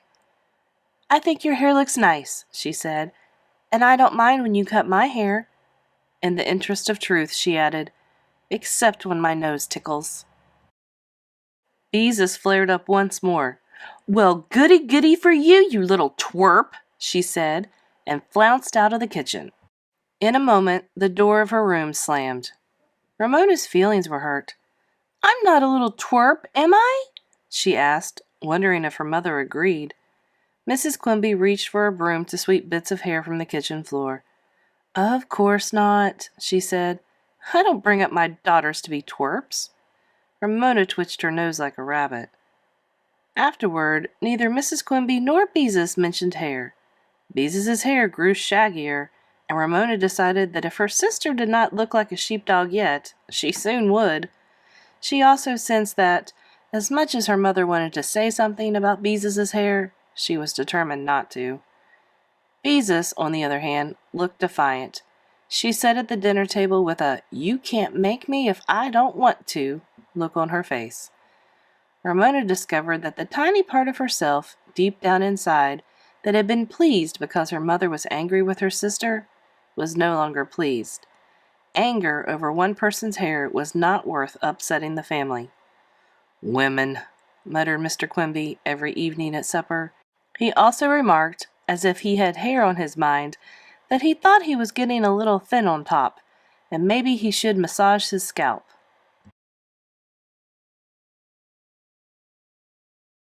Conversation was strained. Beezus avoided speaking to her mother. Mrs. Quimby tried to look as if nothing had happened. She said calmly, "Beezus, when the shampoo bottle is almost empty, don't forget to add shampoo to the grocery list. We use it too, you know." "Yes, Mother," said Beezus. Ramona felt like yelling, "Stop it, both of you!" She tried to think of interesting things to talk about at the dinner table to make her family forget about hair. One evening, to distract her family from hair, Ramona was telling how her teacher had explained that the class should not be afraid of big words, because big words were often made up of little words. Dishcloth meant a cloth for washing dishes, and pancake meant a cake cooked in a pan. "But I bake cakes in pans, or used to, and this does not make them pancakes," Mrs. Quimby pointed out. "If I bake an angel food cake in a pan, it is not a pancake." "I know," said Ramona. "I don't understand it, because carpet does not mean a pet that rides in a car. Picky is not a carpet when we take him to the vet." At this example, her parents laughed, which pleased Ramona, until she noticed that Beezus was neither laughing nor listening. Beezus took a deep breath. "Mother," she said in a determined way that told Ramona her sister was about to say something her mother might not like. The words came out in a rush. "Some of the girls at school get their hair cut at Robert's School of Hair Design. People who are learning to cut hair do the work, but a teacher watches them to see that they do it right. It doesn't cost as much as a regular beauty shop. I've saved my allowance, and there's this lady named Donna who is really good and can cut hair so it looks like that girl who ice skates on TV. You know, the one with the hair that sort of floats when she twirls around and then falls in place when she stops. Please, Mother, I have enough money saved." When Beezus had finished this speech, she sat back down in her chair with an anxious, pleading expression on her face. Mrs. Quimby, who had looked tense when Beezus first began to speak, relaxed. "That seems reasonable. Where is Robert's School of Hair Design?" "In that new shopping center on the other side of town," Beezus explained. "Please, Mother, I'll do anything you want if you'll let me go." Ramona did not take this promise seriously. In the interest of family peace, Mrs. Quimby relented. "All right," she said with a small sigh, "but I'll have to drive you over. If you can hold out until Saturday, we'll go see what Donna can do about your hair after I drive your father to work." "Oh, thank you, Mother!" Beezus looked happier than she had since the beginning of the great hair argument. Ramona was pleased too, even though she knew she would have to be dragged along. Peace in the family was worth a boring morning. Saturday turned out to be cold, raw, and wet. Ramona despaired of ever using her roller skates. The Quimbys hurried through breakfast, stacked the dishes in the sink, piled into the car, and drove off, windshield wipers flopping furiously, to deliver Mr. Quimby to the ShopRite market.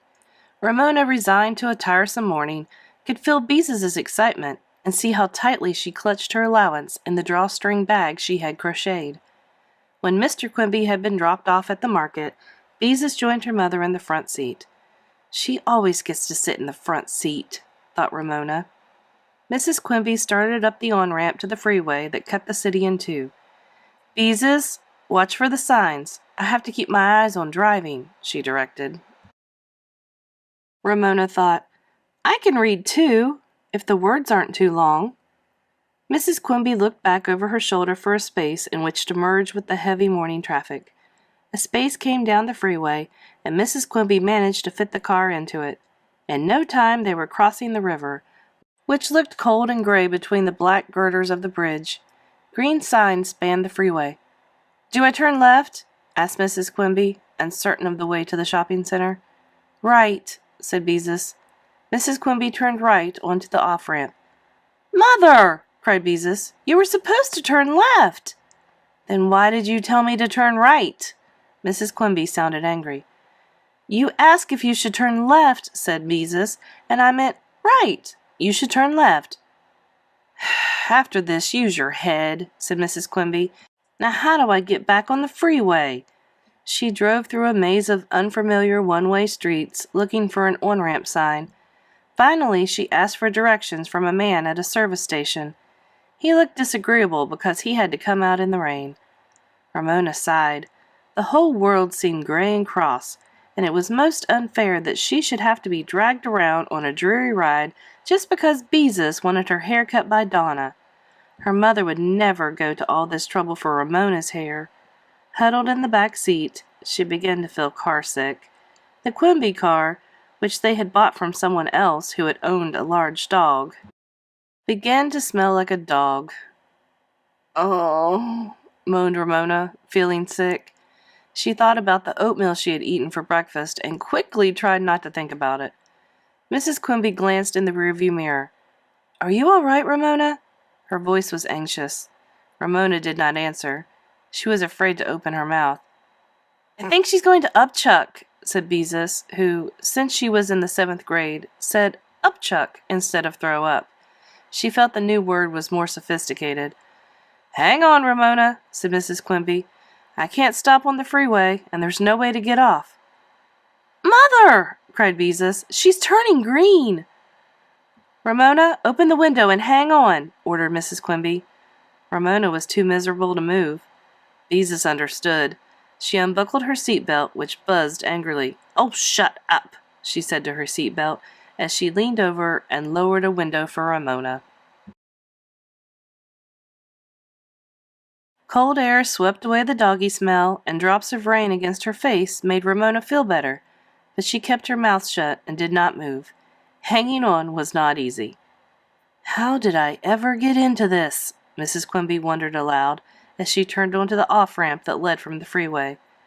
When the haircut expedition finally reached the shopping center and parked near Robert's School of Hair Design, the three Quimbys slashed through the rain. Ramona, who had quickly recovered when the car stopped, found a certain grim pleasure in stomping in puddles with her boots. After the cold, the air inside the beauty school seemed too warm and too fragrant. "P.U.," thought Ramona, as she listened to running water, snipping scissors, and the hushed roar of hair dryers. A man, probably Robert himself, asked, "What can I do to help you, ladies?"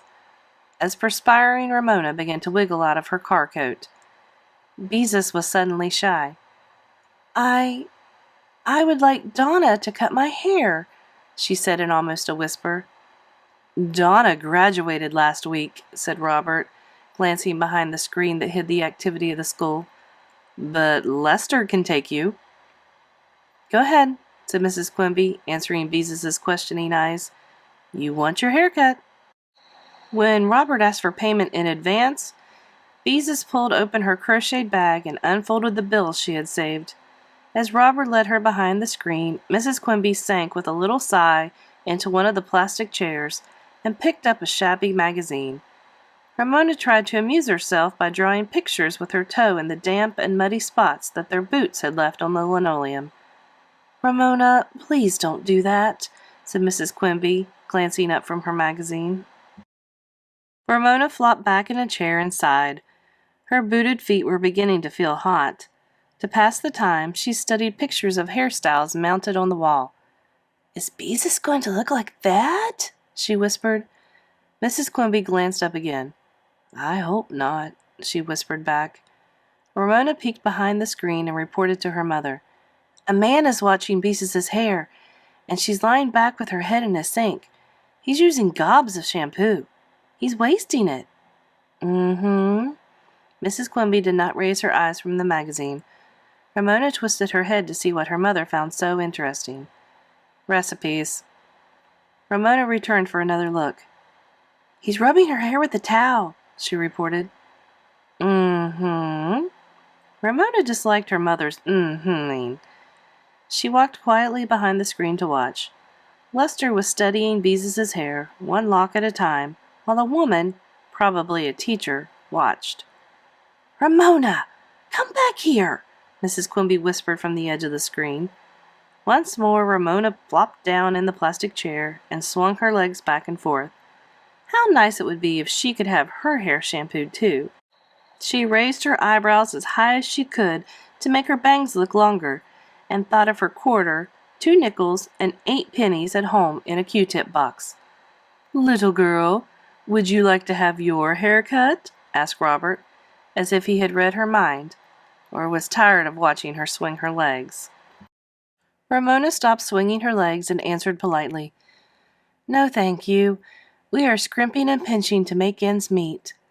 Using scrimping and pinching made her feel grown up. An exasperated sigh escaped Mrs. Quimby. She glanced at her watch. Beezus's haircut was taking longer than she had planned. Haircuts for children under 10 are half price, said Robert, and no waiting. We aren't very busy on a wet morning like this. Mrs. Quimby studied Ramona's hair while Ramona tried to push her eyebrows still higher. All right, Ramona, she said. Your hair does need cutting again, and it will help to have one more Saturday chore out of the way. In a moment, Ramona found herself draped with a poodle-printed plastic sheet and lying back with her hair buried under mounds of lather while a young woman named Denise rubbed her scalp. Such bliss! Washing hair at home was never like this. No soap in her eyes, no having to complain that the water was too hot or too cold, no bumping her head on the kitchen faucet while her knees ached from kneeling on a chair, no one telling her to stop wiggling, no water dribbling down her neck. The shampoo was over much too soon. Denise rubbed Ramona's hair with a towel and guided her to a chair in front of a mirror. On the other side of the row of mirrors, she could hear Beezus's hair being snipped with long pauses between snips. She's definitely the pixie type, said the teacher to Denise. Me? Thought Ramona, surprised and pleased. Ramona the Pixie sounded much nicer than Ramona the Pest, as she was so often being called. Beezus and her friends. A little off the bangs, said the teacher, and the ends tapered. Denise went to work. Her scissors flashed and snipped. Unlike Lester on the other side of the mirror, Denise was sure of what she was doing. Perhaps she had studied longer. Ramona closed her eyes. Snip, snip, snip went her bangs. When she opened her eyes, she was surprised to discover they were a tiny bit longer in the center of her forehead. Like the top of a heart, thought Ramona. Like a valentine. Denise lifted locks of wet hair between her fingers and snipped with flying scissors. Lift and snip, all the way around Ramona's head. Flicks of a comb, and Denise aimed a handheld dryer at Ramona's head with one hand while she guided Ramona's hair into place with a brush held in the other. In no time, Ramona's hair was dry. More flicks of the comb, the plastic sheet was whisked away, and there sat Ramona with shining hair neatly shaped to her head. "Excellent," said the teacher to Denise. "She looks adorable." Students who had no customers gathered around. Ramona could not believe the words she was hearing. "Darling! Cute as a bug! A little pixie!" The dryer was humming on the other side of the mirror.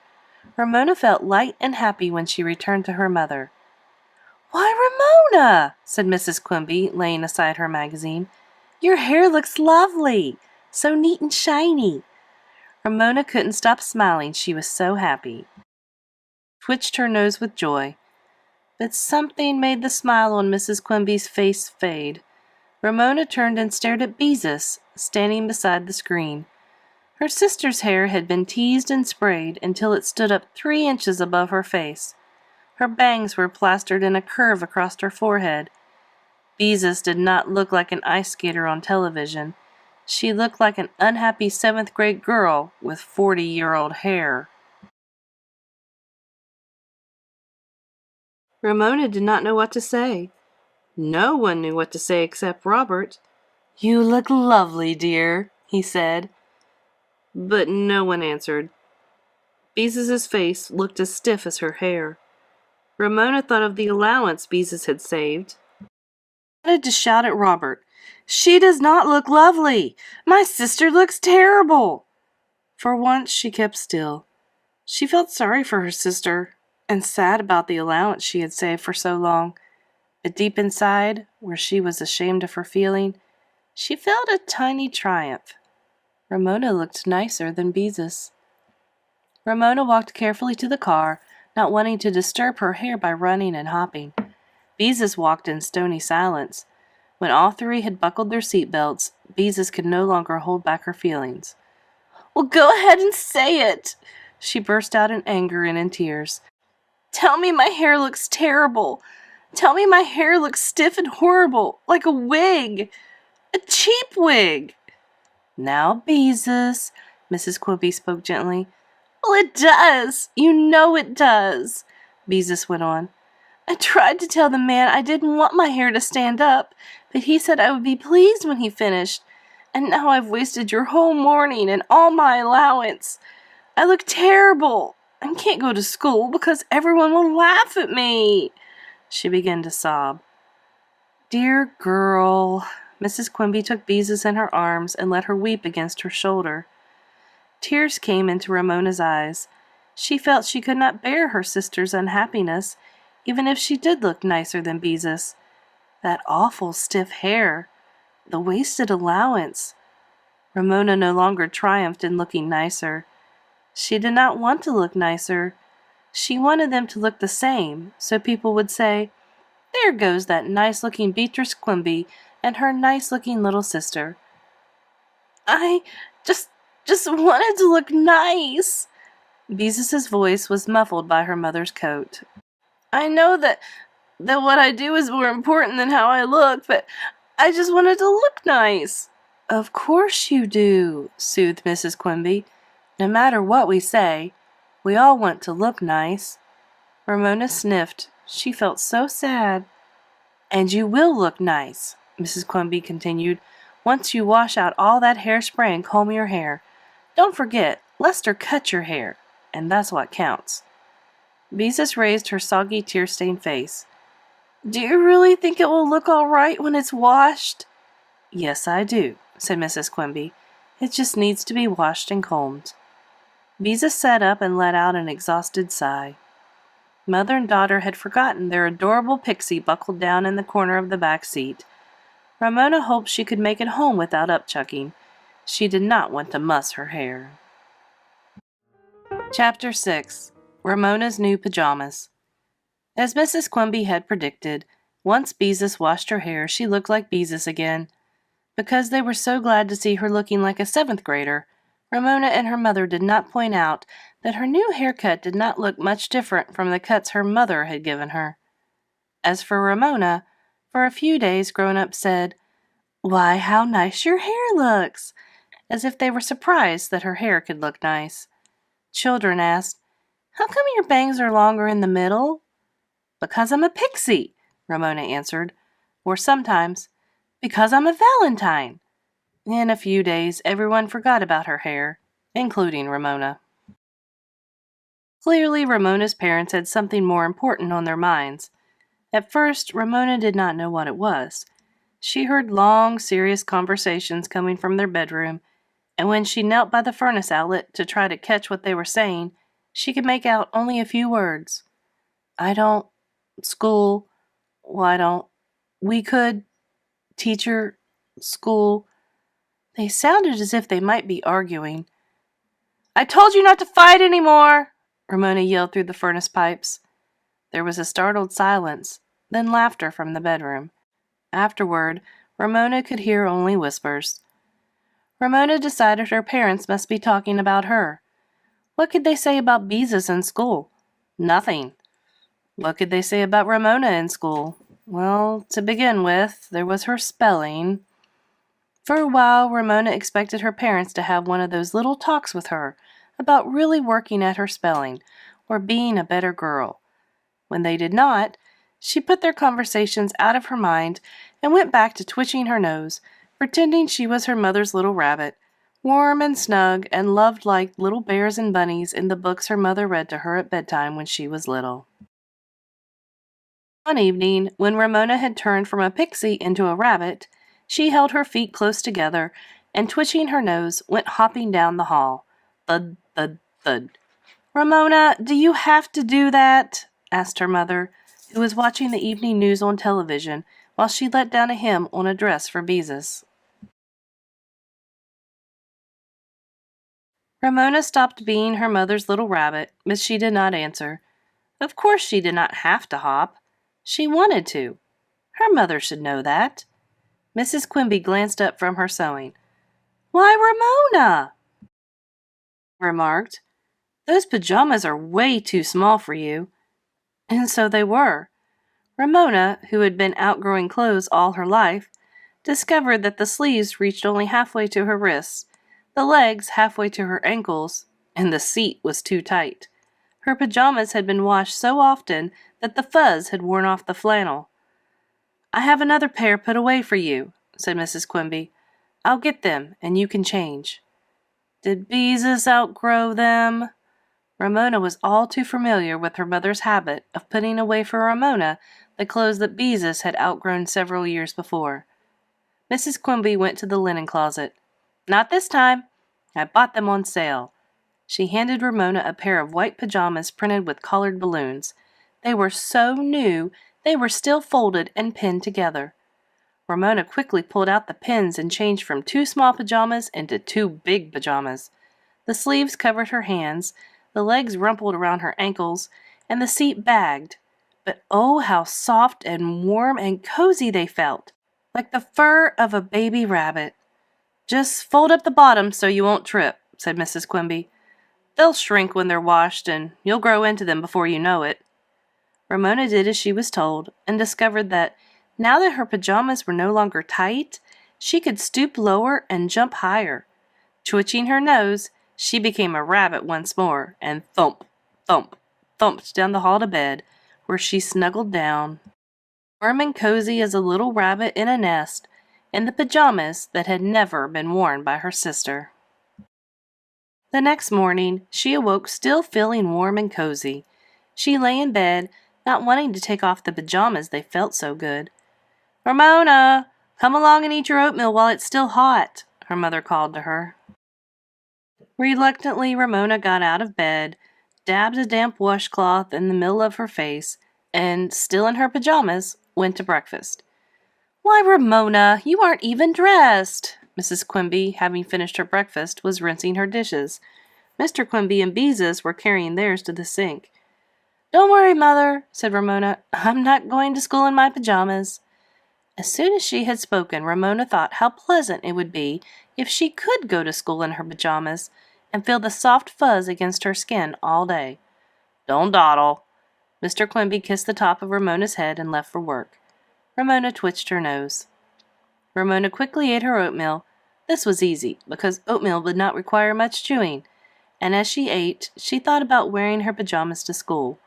Suddenly, she recalled seeing the kindergarten class in their red plastic fire hats trooping back from a visit to the fire station, which made her think of her own visit to the firehouse when she was in kindergarten, and how she had loved her fire hat. For days afterward, whenever she found even 2 newspapers piled together, she had called her parents' attention to the fire hazard. She also recalled how astonished she had been to learn that firemen slept in their underwear so they could jump out of bed and into their clothes if they were called out in the night. Of course, Ramona did not sleep in her underwear, but if she put her clothes on over her pajamas, she could pretend to be a fireman anyway. As Ramona rinsed her dishes, she stopped being a rabbit and became a fireman.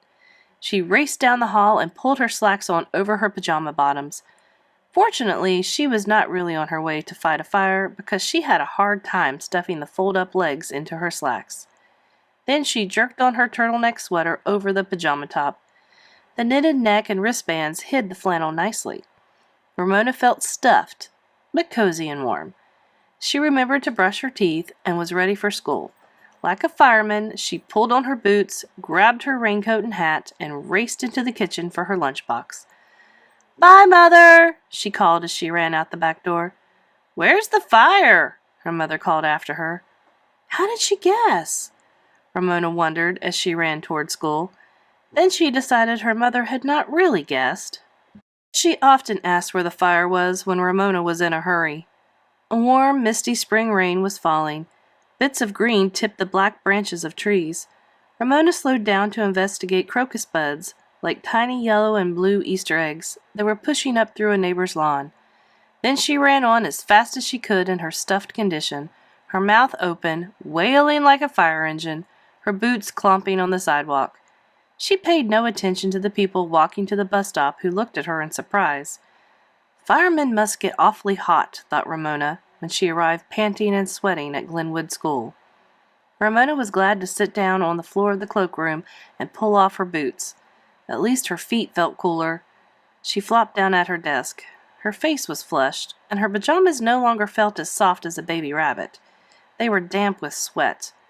Maybe pretending to be a fireman wasn't such a good idea after all, thought Ramona, and wondered if anyone would think she looked different. As it turned out, only Davy noticed, because Davy always kept an eye on Ramona, who had been chasing him ever since kindergarten. "You look fat," he said. "I ate a big breakfast," answered Ramona. Then she added, "Davy and the gravy," to keep Davy quiet.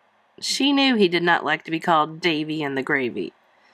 The classroom seemed unbearably hot, and her clothes felt as tight as the skin on a sausage. As Ramona stood for the flag salute, she wished she had something to unbutton.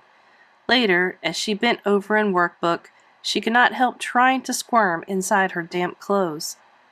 Mrs. Rudge walked slowly up and down between the desks, looking over shoulders at workbooks.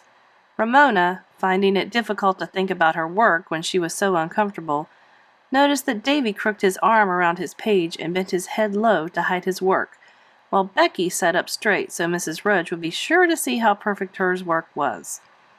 "I like the way Davy keeps his eyes on his own work," said Mrs. Rudge. Davy's ears turned pink with pleasure. Ramona quickly lowered her eyes to her workbook and remembered that her parents had had more serious talks in their bedroom about school. What was wrong? She wondered again. Mrs. Rudge paused beside her desk to look, not at Ramona's workbook, but at Ramona, whose pajamas felt so damp she thought they might be shrinking. "Ramona, how do you feel this morning?" whispered Mrs. Rudge. "Fine," answered Ramona, trying to sound as if she spoke the truth. "Your cheeks are very pink," said Mrs. Rudge. "I think you had better go to the office and ask Mrs. Miller to take your temperature." "Now?"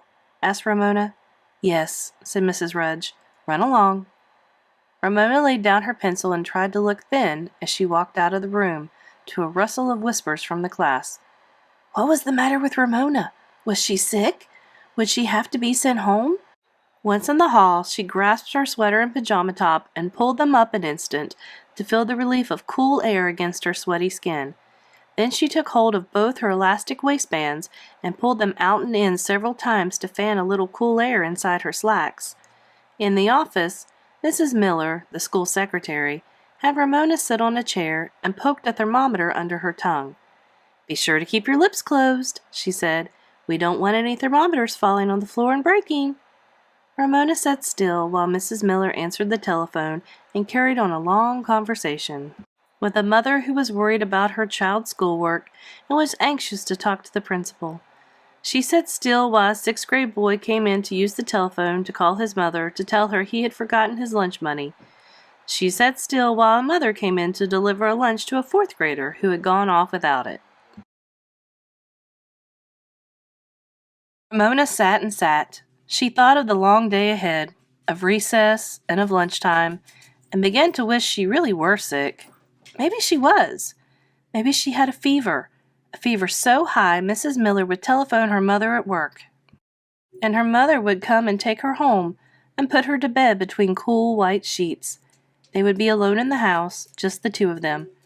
Her mother would lay her hand on Ramona's hot forehead and give her little treats, ice cream between meals, and cold orange juice. Not fresh frozen orange juice, but fresh orange juice, squeezed out of real oranges, and not dumped out of a can and thinned with water. Her mother would read aloud stories from library books, and would find in the bookcase the books Ramona had loved so much when she was little, especially the ones about the little bear, whose mother looked so soft and kind and loving in her long white apron, and the book about the bunny snug in bed, who said good night to everything, mittens, a mouse, the moon, and the stars. Later, when Ramona was feeling better, her mother would tuck her up on the couch in the living room so she could watch television and even get to see the ends of old movies. Pursing her lips tight around the thermometer, Ramona sighed through her nose. Mrs. Miller, her back turned, was busy with the ditto machine. Finally, when Ramona could not sit still another second, she made a sort of angry humming noise. Oh my goodness, Ramona, said Mrs. Miller. You were so quiet, I forgot all about you. Thank you for buzzing like a little bee to remind me. She pulled the thermometer from Ramona's mouth, turned it until she found the silver line that told the temperature, and then said, Run along back to your room and tell Mrs. Rudge you're just fine, okay? Okay. Ramona was disappointed. Now there would be no rescuing telephone call to her mother, only a long, sweaty day. Oh well. She knew she would not really have been rescued by her mother, who could not leave her work. Howie's grandmother, accompanied by Willa Jean and probably Wodger, would have come for her. Ramona paused at the drinking fountain for a long, cool drink of water and fanned more air under her clothes before she returned to room 2. What did Mrs. Miller say? Asked Mrs. Rudge. She says I'm fine, said Ramona. Minutes dragged. The seconds between each click of the electric clock seemed to stretch longer and longer. Ramona felt so sleepy she wanted to put her head down on her arms and take a nap. When the recess bell finally rang, Mrs. Rudge said, Ramona, would you please come here a moment? Reluctantly, Ramona walked to Mrs. Rudge's desk. Is there something you would like to tell me? Asked the teacher. Ramona looked up into Mrs. Rudge's brown eyes, then down at the floor, shook her head, and looked up at Mrs. Rudge once more. Her teacher seemed so kind, so soft and plump, that Ramona longed to lean against her and tell her all her troubles, how hot she was, and how no one ever said she was her mother's girl, and how she wanted her mother to love her like a little rabbit, and how somehow all those feelings had led to pretending to be a fireman. I can keep a secret, said Mrs. Rudge. I promise. This encouragement was all Ramona needed. I'm too warm, she confessed. I've got my pajamas on. Please, Mrs. Rudge, don't make me tell why, she prayed, because now that she had confessed, she felt that wearing pajamas to school was a silly thing to do. A second grader, pretending to be a fireman. It was the dumbest thing she had ever imagined. "Why, that's no problem," said Mrs. Rudge. "Just go to the girls' bathroom and take off your pajamas." She reached into a drawer and pulled out a paper bag. "Roll up your pajamas and put them in this bag and hide them in your desk." Ramona shook her head. "I can't." As soon as she had spoken, she realized she had chosen the wrong words. Now Mrs. Rudge would say, "There's no such word as can't," and Ramona would argue with herself all over again. How could there not be such a word as can't? Mrs. Rudge had just said can't, so can't had to be a word. To Ramona's relief, Mrs. Rudge merely said, "Why not?" "I don't have any underwear on," confessed Ramona. Was there amusement in Mrs. Rudge's warm brown eyes? There better not be. No, it was all right. Mrs. Rudge was not laughing at her. "I see," said the teacher. "That is a problem. But I don't think we need to worry about it. Your slacks and sweater are warm enough on a day like this." "You mean go without any underwear?" Ramona was a little shocked at the suggestion. In summer she did not wear any undershirt, but she had always worn underpants, even in the hottest weather. "Why not?" asked Mrs. Rudge, with a wave of her hand, as if she were waving away underwear as unimportant. "Underwear! Pooh!" "Well," said Ramona, halfway agreeing, "but promise you won't tell my mother what I did?" "I promise," said Mrs. Rudge with a big smile. "Now run along, before you melt into a puddle right here on the floor."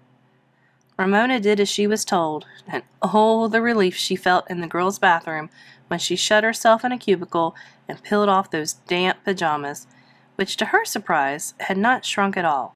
She quickly pulled on her clothes and rolled up the pajamas as tight as she could and hid them in the paper bag.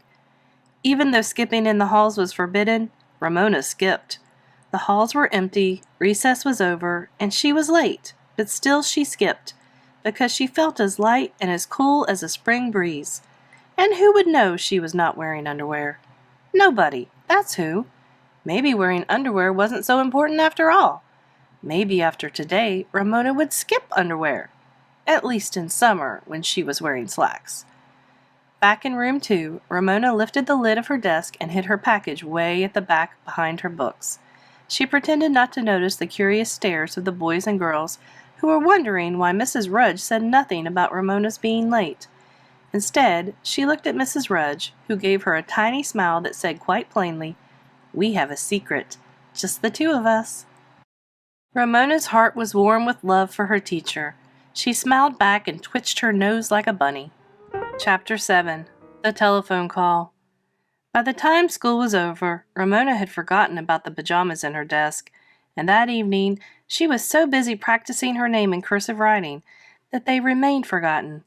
No more babyish printing for Ramona. Mrs. Rudge had taught her to write in what Ramona used to call that rumply stuff. And write she did. Ramona Quimby. She wrote in pencil, ballpoint pen, and crayon on any paper she could find. Paper bags, old envelopes, the backs of arithmetic papers, around the edge of the newspaper. She wrote her name with her finger in steam on the bathroom mirror when her father had taken a shower after work. Before supper, she wrote her name in dust on the top of the television set. After supper, she went outside where, beneath the porch light, she wrote Ramona Quimby in chalk on each of the front steps. When she came back into the house, she found her mother and Beezus on the couch studying pictures in a paperback book. "Let me see too," said Ramona, wiping her chalky fingers on the seat of her slacks and twitching her nose. "It's just a book on how to cut hair that I ran across," said Mrs. Quimby. "I thought I could try to learn to cut Beezus' hair so it would look like the ice skater on television."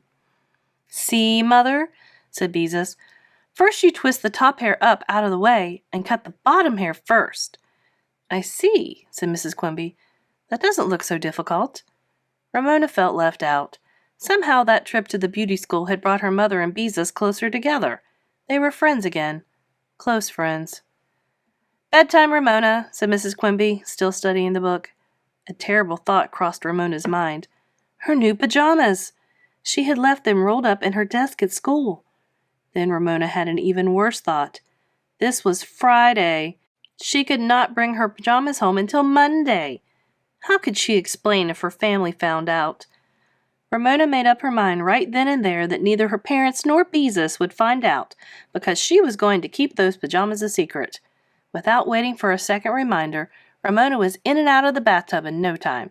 She could not locate the old pajamas she had taken off the night before, but she did come across another too small pair in a drawer. She put them on, turned off the light, hopped into bed, and pulled the covers up tight around her ears. But what if she fell asleep before her parents came in to kiss her good night? Ramona took no chances. "Come and kiss me good night," she sang out, while hanging on tight to the sheets and blankets. Mr. Quimby was first. "What's got into you, Ramona?" he asked, after he had kissed her. "You forgot to beg to stay up just a little longer to watch TV, or finish drawing a picture, or read another chapter. You forgot to remind us you don't have to go to school tomorrow. Don't you feel good?" Ramona giggled. "Daddy, you're so silly. I feel fine." She was pleased that her father had noticed how she read books with chapters. Mrs. Quimby was next. Ramona pulled the covers tight around her ears when she heard her mother coming down the hall. Mrs. Quimby kissed Ramona and looked at her in the dim light from the hall. "Are you cold?" she asked. "No," answered Ramona. "If you are, I can get another blanket from the linen closet," said Mrs. Quimby. Then she added, "Nighty-night, sweet dreams." That was close, thought Ramona with a twitch of her nose. When she said her prayers, she added a request at the end. "Please, God, do not let anyone find out I wore my pajamas to school." She felt that although God was probably too busy to think about her pajamas, asking would not hurt, and might even help. Saturday morning she dressed in the closet and hid the two small pajamas in her bottom drawer. She was happy to discover that her father was home for the morning, even though he would have to work at the ShopRite market Saturday afternoon and evening. Today was going to be a good day. The sun was shining, the sidewalk dry, and her father could watch her skate. That is, she was happy until Mr. Quimby looked around the living room and said, "This is a home, not a base camp." He had recently watched a television program on mountain climbing. "Let's all pitch in and clean this place up. Ramona, pick up all the newspapers and magazines and dust the living room. Beezus, you can run the vacuum cleaner. Then both of you tackle your rooms. Change the sheets and straighten up. Every kettle must rest on its own bottom around here." He did not mention that this was one of his grandmother's sayings. Except for washing the egg beater in sudsy water so she could beat up a lot of suds, Ramona did not care much for housework, and this morning she longed to be outside, racing up and down the sidewalk on her roller skates. However, she carried the old newspapers out to the garage without complaining, and hastily flicked a dust cloth around the living room, while Beezus plugged in the vacuum cleaner and made it growl back and forth across the carpet. Mr. Quimby went off to clean the bathroom, while Mrs. Quimby was busy in the kitchen. In a playful mood, Beezus pushed the vacuum cleaner right up to Ramona's toes. Ramona squealed as if she expected the vacuum cleaner to nibble her toes. Beezus pursued her with the vacuum cleaner. Around the carpet they went, until Ramona said, "Ha ha, you can't catch me," and crawled behind the couch. Beezus returned to running the vacuum cleaner properly, back and forth in straight lines, the way their father mowed the lawn. Ramona sat hugging her knees behind the couch. She was in no hurry, as her father put it, to tackle her room. Ramona sat there behind the couch, a kettle resting on its bottom, thinking. She thought how embarrassed she would be if her family found out she had worn her pajamas to school. She thought about her mother and Beezus and what good friends they had become, almost as if they were the same age. As Ramona sat letting these thoughts slide through her mind, the telephone rang in the kitchen. Above the growl of the vacuum cleaner, she heard her mother say, "Why, hello!" as if she were surprised to hear from the person calling. Who had surprised her mother? Ramona listened hard. Beezus must have been curious too, for she turned off the vacuum cleaner, which made eavesdropping easier for Ramona. "Oh, yes. Yes. Oh, does she?" Mrs. Quimby went on in a friendly, polite voice, quite different from the friendly voices she used when she talked to her sister, the girl's Aunt Beatrice.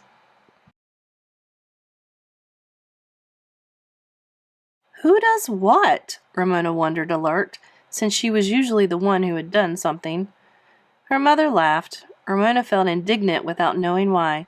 She could not think of anything she had done that anyone would telephone her mother about.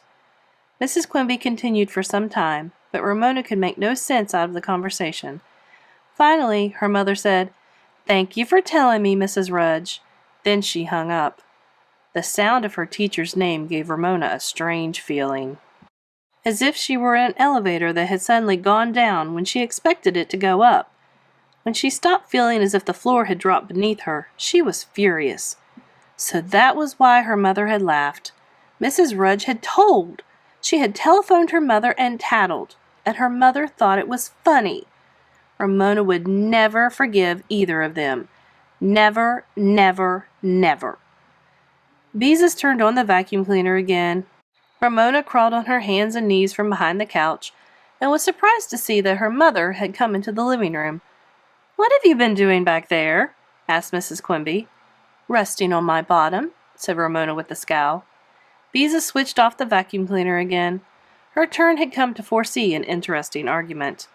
Ramona faced her mother.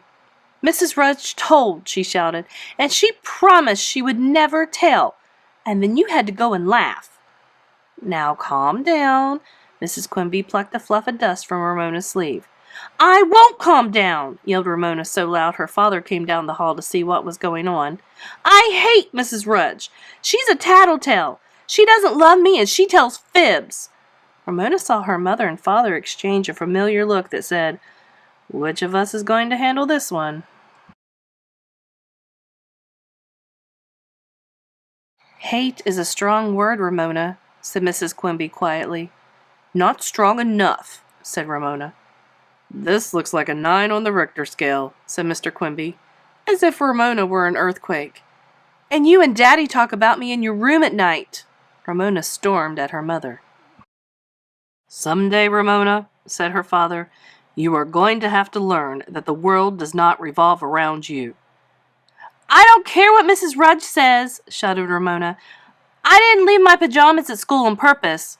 I forgot." Mrs. Quimby looked astonished.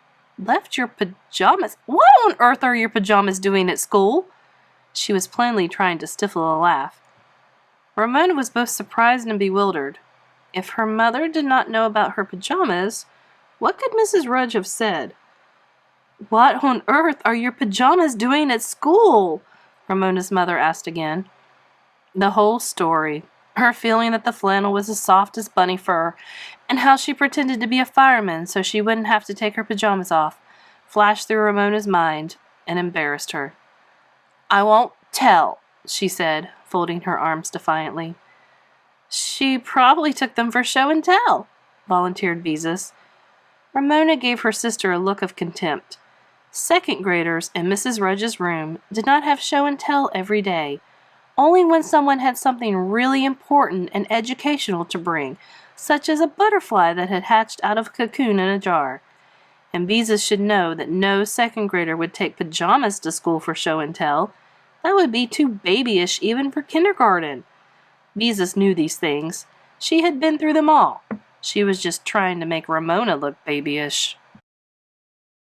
Ramona was about to shout, "I did not," but decided this would be unwise. Beezus had supplied a reason, a very weak reason, why she might have taken her pajamas to school. Apparently, Mrs. Quimby did not accept Beezus's explanation either, for she said, "Your pajamas did not get out of bed and run along beside you to school." "Oh well, I don't suppose it matters." Ramona scowled.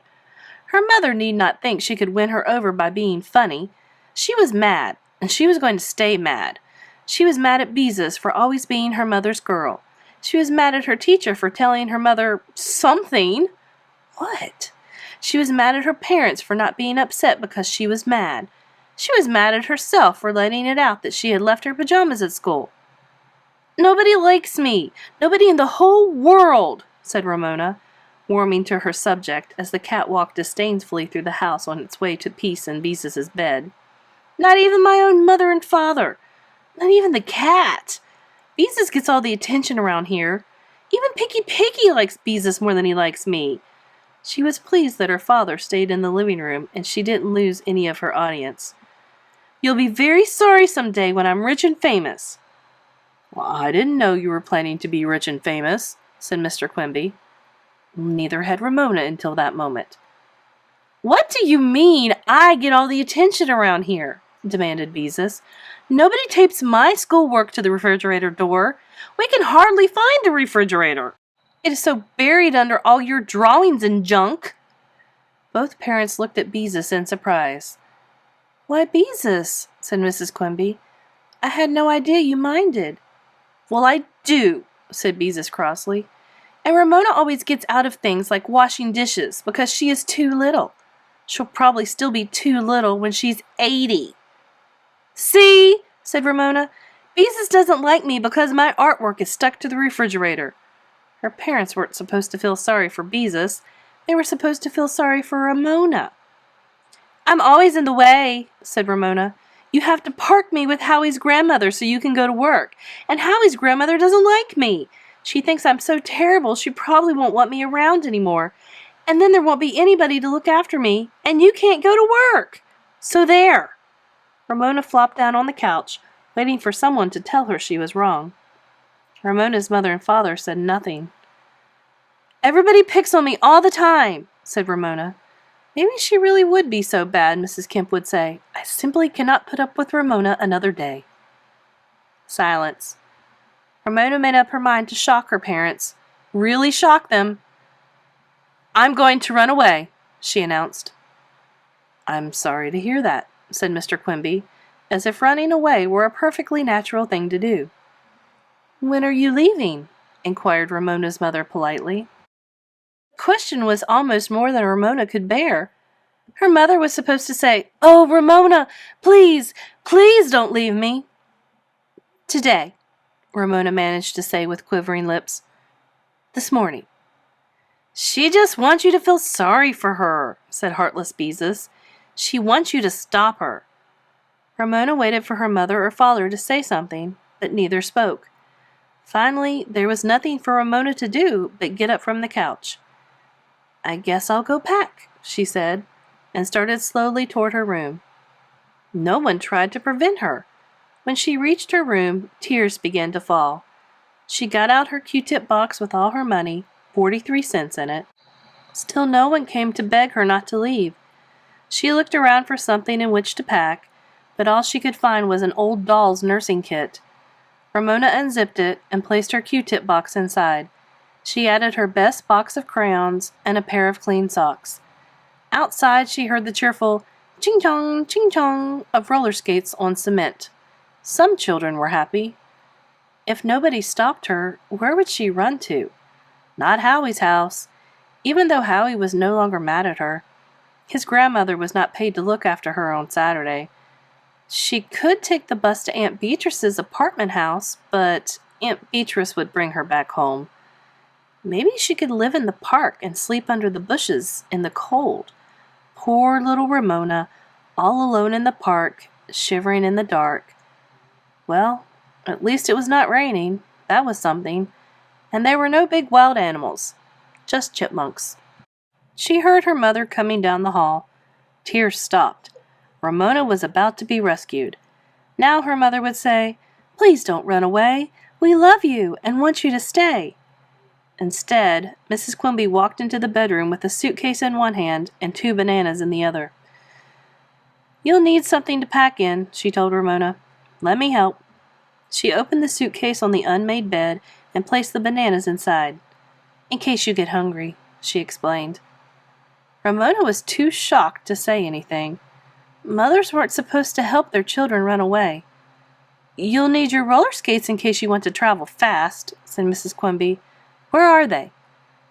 As if she were walking in her sleep, Ramona pulled her roller skates from a jumble of toys in the bottom of her closet and handed them to her mother, who placed them at the bottom of the suitcase.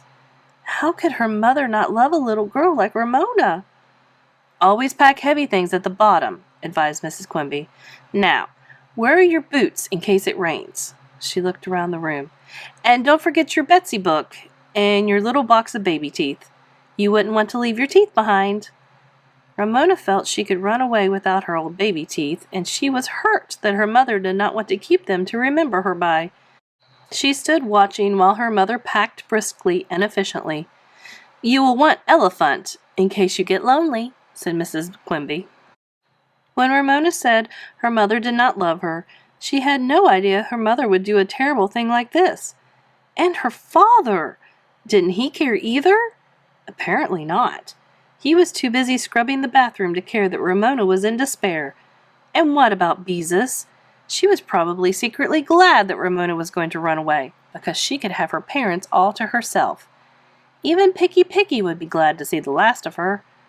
As Ramona watched her mother fold underwear for her to take away, she began to understand that deep down inside, in the place where her secret thoughts were hidden, she had never really doubted her mother's love for her. Not until now. She thought of all the things her mother had done for her, the way she had sat up most of the night when Ramona had an earache, the birthday cake she had made in the shape of a cowboy boot, all frosted with chocolate with lines of white icing that looked like stitching. That was the year she was 4 and had wanted cowboy boots more than anything, and her parents had given her real ones as well. She thought of the way her mom reminded her to brush her teeth. Her mother would not do that unless she cared about her teeth, would she? She thought of the time her mother let her get her hair cut at the beauty school, even though they had to scrimp and pinch.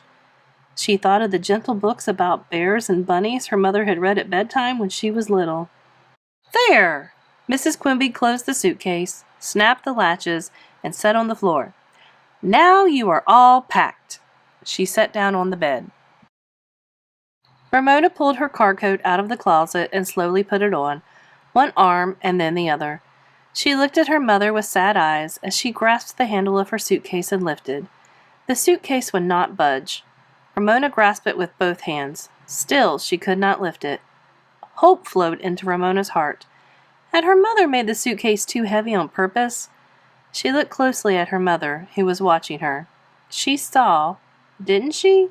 A tiny smile in her mother's eyes. "You tricked me!" cried Ramona.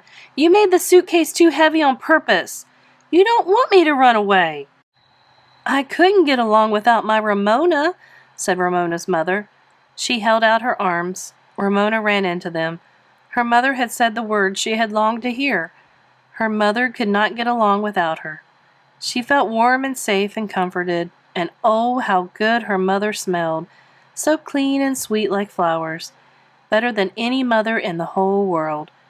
Ramona's tears dampened her mother's blouse. After a moment, Mrs. Quimby handed Ramona a Kleenex.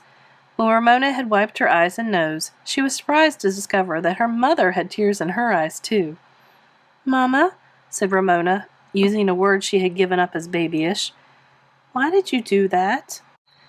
"Because I could see I couldn't get any place arguing with you," answered her mother. "You wouldn't listen." The truth made Ramona uncomfortable. "Why did Mrs. Rudge phone?" she asked, to change the subject. Mrs. Quimby looked concerned. "She called to say that she had noticed you twitching your nose a lot. Daddy and I have noticed it too. And she wondered if something was making you nervous. She wondered if you perhaps needed a shorter day in school." "And a longer day with Howie's grandmother? What a terrible idea!" "School is easy," said Ramona, not mentioning spelling, which, after all, might be easy if she paid more attention to it. "Have you any idea what makes you twitch your nose?" asked Mrs. Quimby gently. "I noticed you twitched it 3 times during breakfast." Ramona was surprised. Maybe she had twitched so much she could twitch without knowing it. "Of course I know why," she said. "I was pretending I was a rabbit, a baby rabbit, because you call me a little rabbit sometimes." This time Ramona did not mind when her mother laughed. She laughed a bit too, to show that she now thought pretending to be a baby rabbit seemed silly, as if it were something she had done a long time ago when she was little. "Rabbits are nice," said Mrs. Quimby, "but I prefer a little girl. My little girl." "Really?" said Ramona, even though she knew her mother spoke the truth. "I am glad to know you were a little rabbit," said Ramona's mother. "I was afraid my working full-time might be too much for you, and just when we have decided Daddy will quit his job at the market and go back to school." Ramona was astonished. "School? You mean Do homework and stuff like that? Daddy? I expect so, answered Mrs. Quimby. Why does he want to go and do a thing like that? Ramona could not understand. To finish college, her mother explained, so he can get a better job, he hopes, one that he likes. So this was what her parents had been talking about at night in their room. Will he have to go away? Asked Ramona. No, he can go to Portland State, right here in town, explained Mrs. Quimby. But I will have to go on working full time, which I want to do anyway, because I like my job. Do you think you can manage to get along with Mrs. Kemp? Ramona thought how much happier her family would be if her father never came home tired for working in the express line again. Of course I can, she agreed with courage. I've gotten along, sort of, so far. After this, she would stay away from pinking shears and bluing. As for Willa Jean, maybe she would go to nursery school and learn to shape up. Yes, Ramona could manage. And I guess we'll have to scrimp and pinch some more, she said. That's right. Scrimp and pinch and save as much money as we can while Daddy is studying, even though he hopes to find part-time work after school starts, said Mrs. Quimby. And by the way, you don't have to tell me if you don't want to, but I am curious. Why are your pajamas at school? Oh, Ramona made a face. It all seemed so ridiculous now. She gave her mother the shortest possible explanation. Mrs. Quimby did not seem upset. She merely said, "What next?" and laughed. Did Mrs. Rudge say anything about my spelling? Ramona hesitated to ask the question, but she did want to know the answer. Why, no, said Mrs. Quimby. She didn't even mention spelling, but she did say you were one of her little sparklers who made teaching interesting. And with that, Ramona's mother left the room. A little sparkler? Ramona liked that. She thought of the last 4th of July when she had twirled through the dusk, a sparkler fizzing and spitting in each hand, and leaving circles of light and figure eights as she had spun across the front yard until she had fallen to the grass with dizziness. And now she was one of Mrs. Rudge's little sparklers. Ramona held out her arms and twirled across the room, pretending she was holding sparklers. Then she seized a pencil and paper that were lying on her bureau and wrote her name in good, bold cursive. Ramona Quimby. There! A girl who was a sparkler needed a name that looked like a sparkler, and that was the way Ramona Quimby was going to write her name. Ching chong, went the roller skates out on the sidewalk. Ramona opened the suitcase and pulled out her skates.